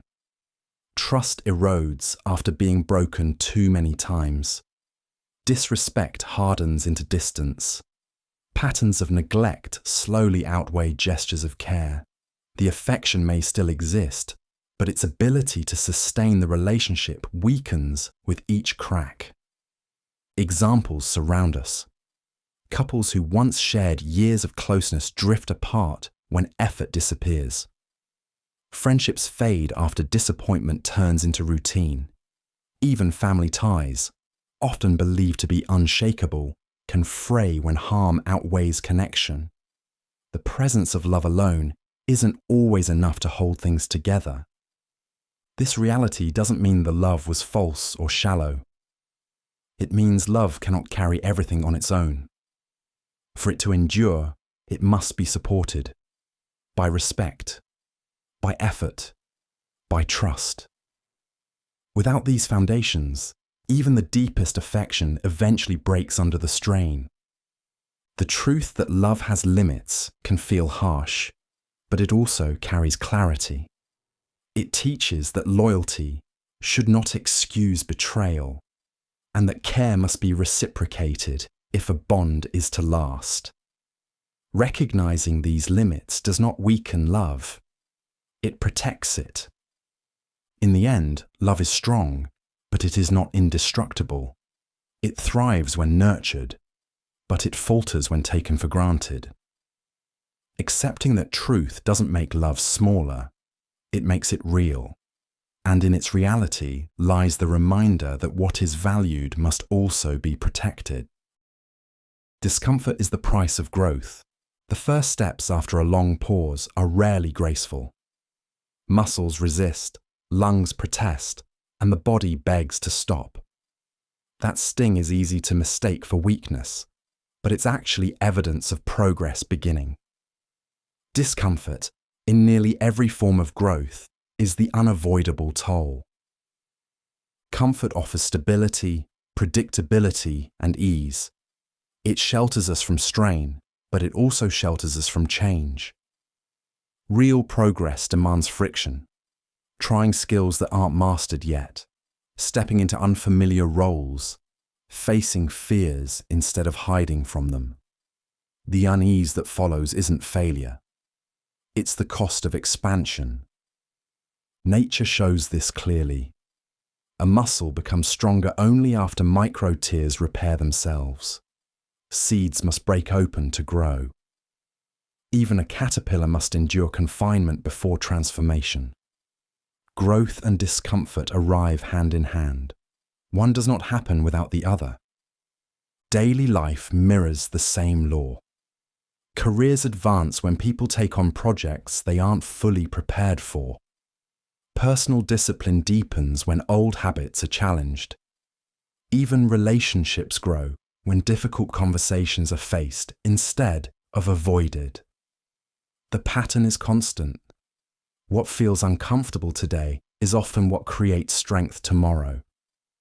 Avoiding discomfort may seem safe, but it trades long-term possibility for short-term relief.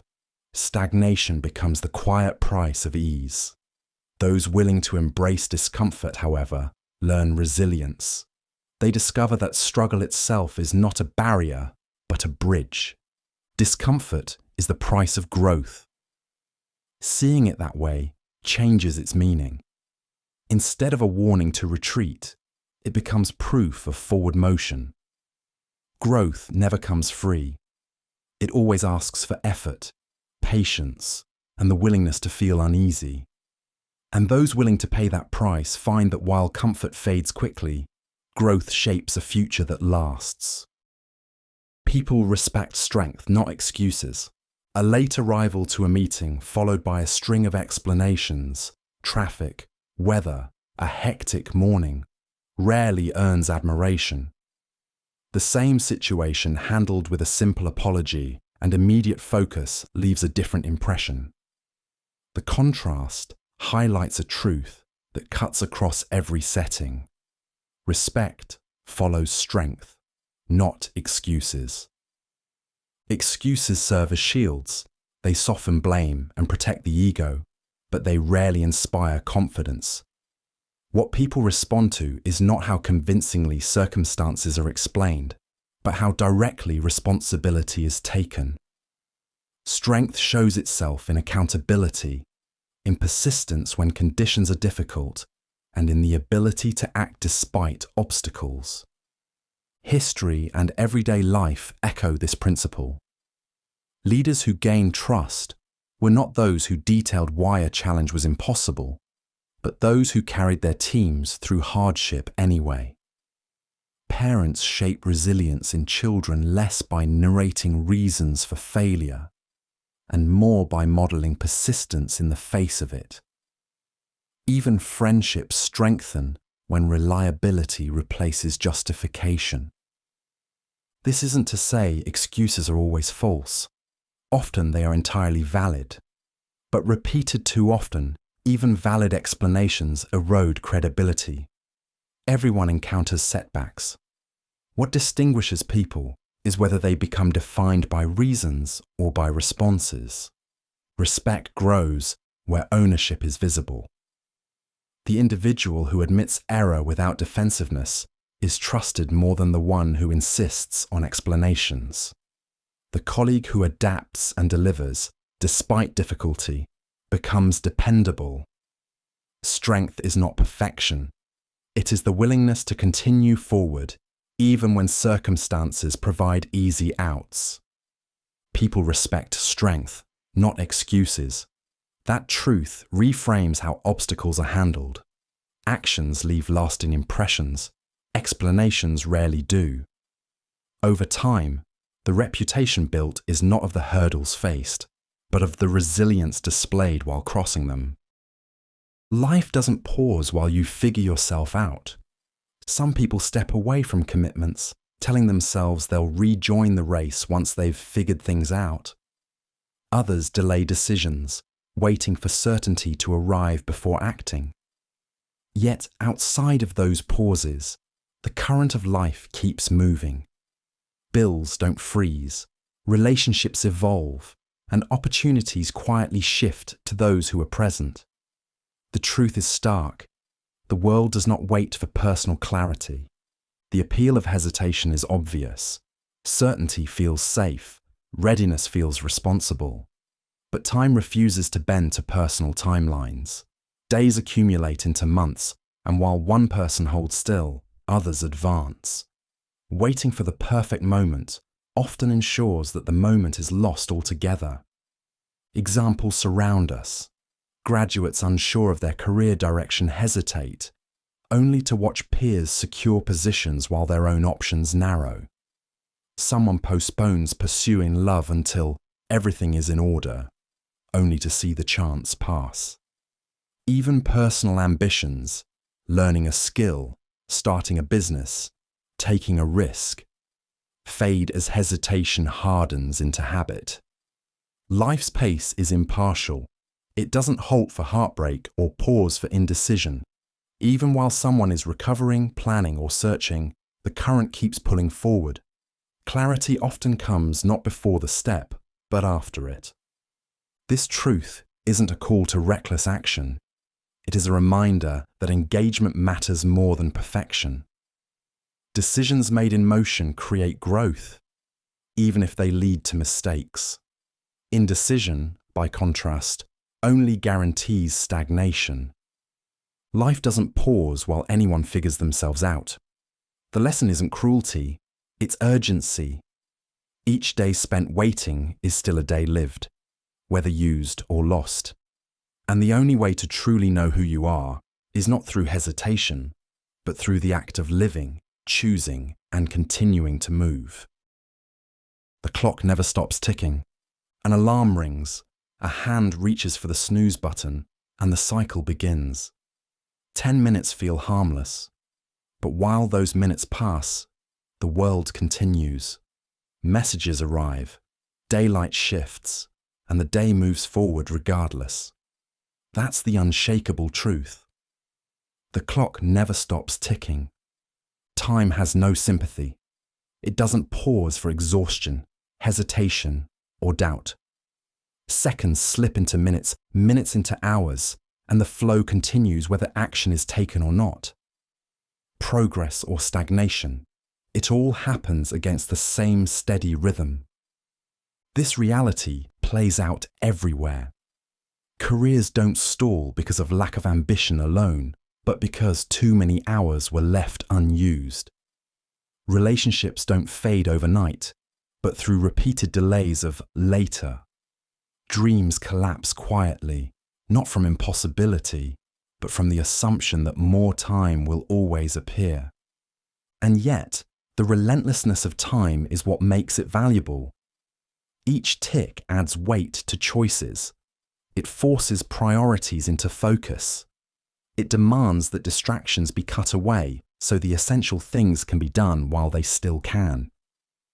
Without that pressure, there would be little urgency to act at all. The clock never stops ticking. Accepting that doesn't mean living in panic. It means living awake. Every choice spends time, and no amount of regret can buy it back. Yesterday's minutes are gone. Tomorrow's are uncertain. What remains is now, and what's done with it defines everything else. Time is the fairest and the harshest resource. Everyone receives it, everyone spends it, and no one controls its pace. The only question that matters is simple. Are the seconds passing wasted, or are they being used to build a life worth the time already spent? Everything you build will eventually decay. Fresh paint on the walls, polished wood underfoot, everything shining as if it might last forever. In the beginning, every creation feels permanent, but give it time, the paint peels, the wood groans, and what once looked unshakable begins to fade. That is life's quiet reminder.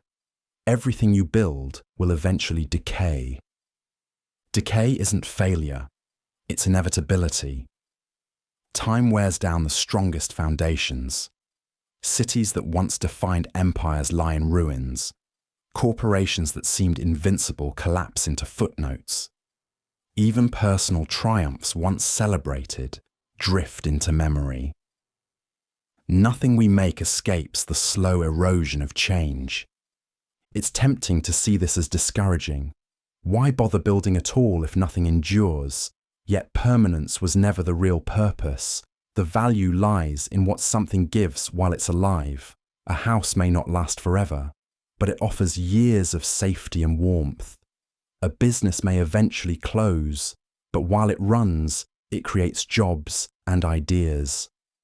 Relationships may change, but the moments within them carry meaning that time can't erase. Understanding decay shifts how we live. Instead of fighting to preserve everything, we learn to embrace impermanence. The goal becomes impact, not immortality. The worth of what you build isn't measured by how long it lasts, but by how deeply it matters while it does. Everything you build will eventually decay. That truth may sound heavy, but it's also liberating. It frees you from the impossible chase of permanence and directs your energy toward creation that matters now.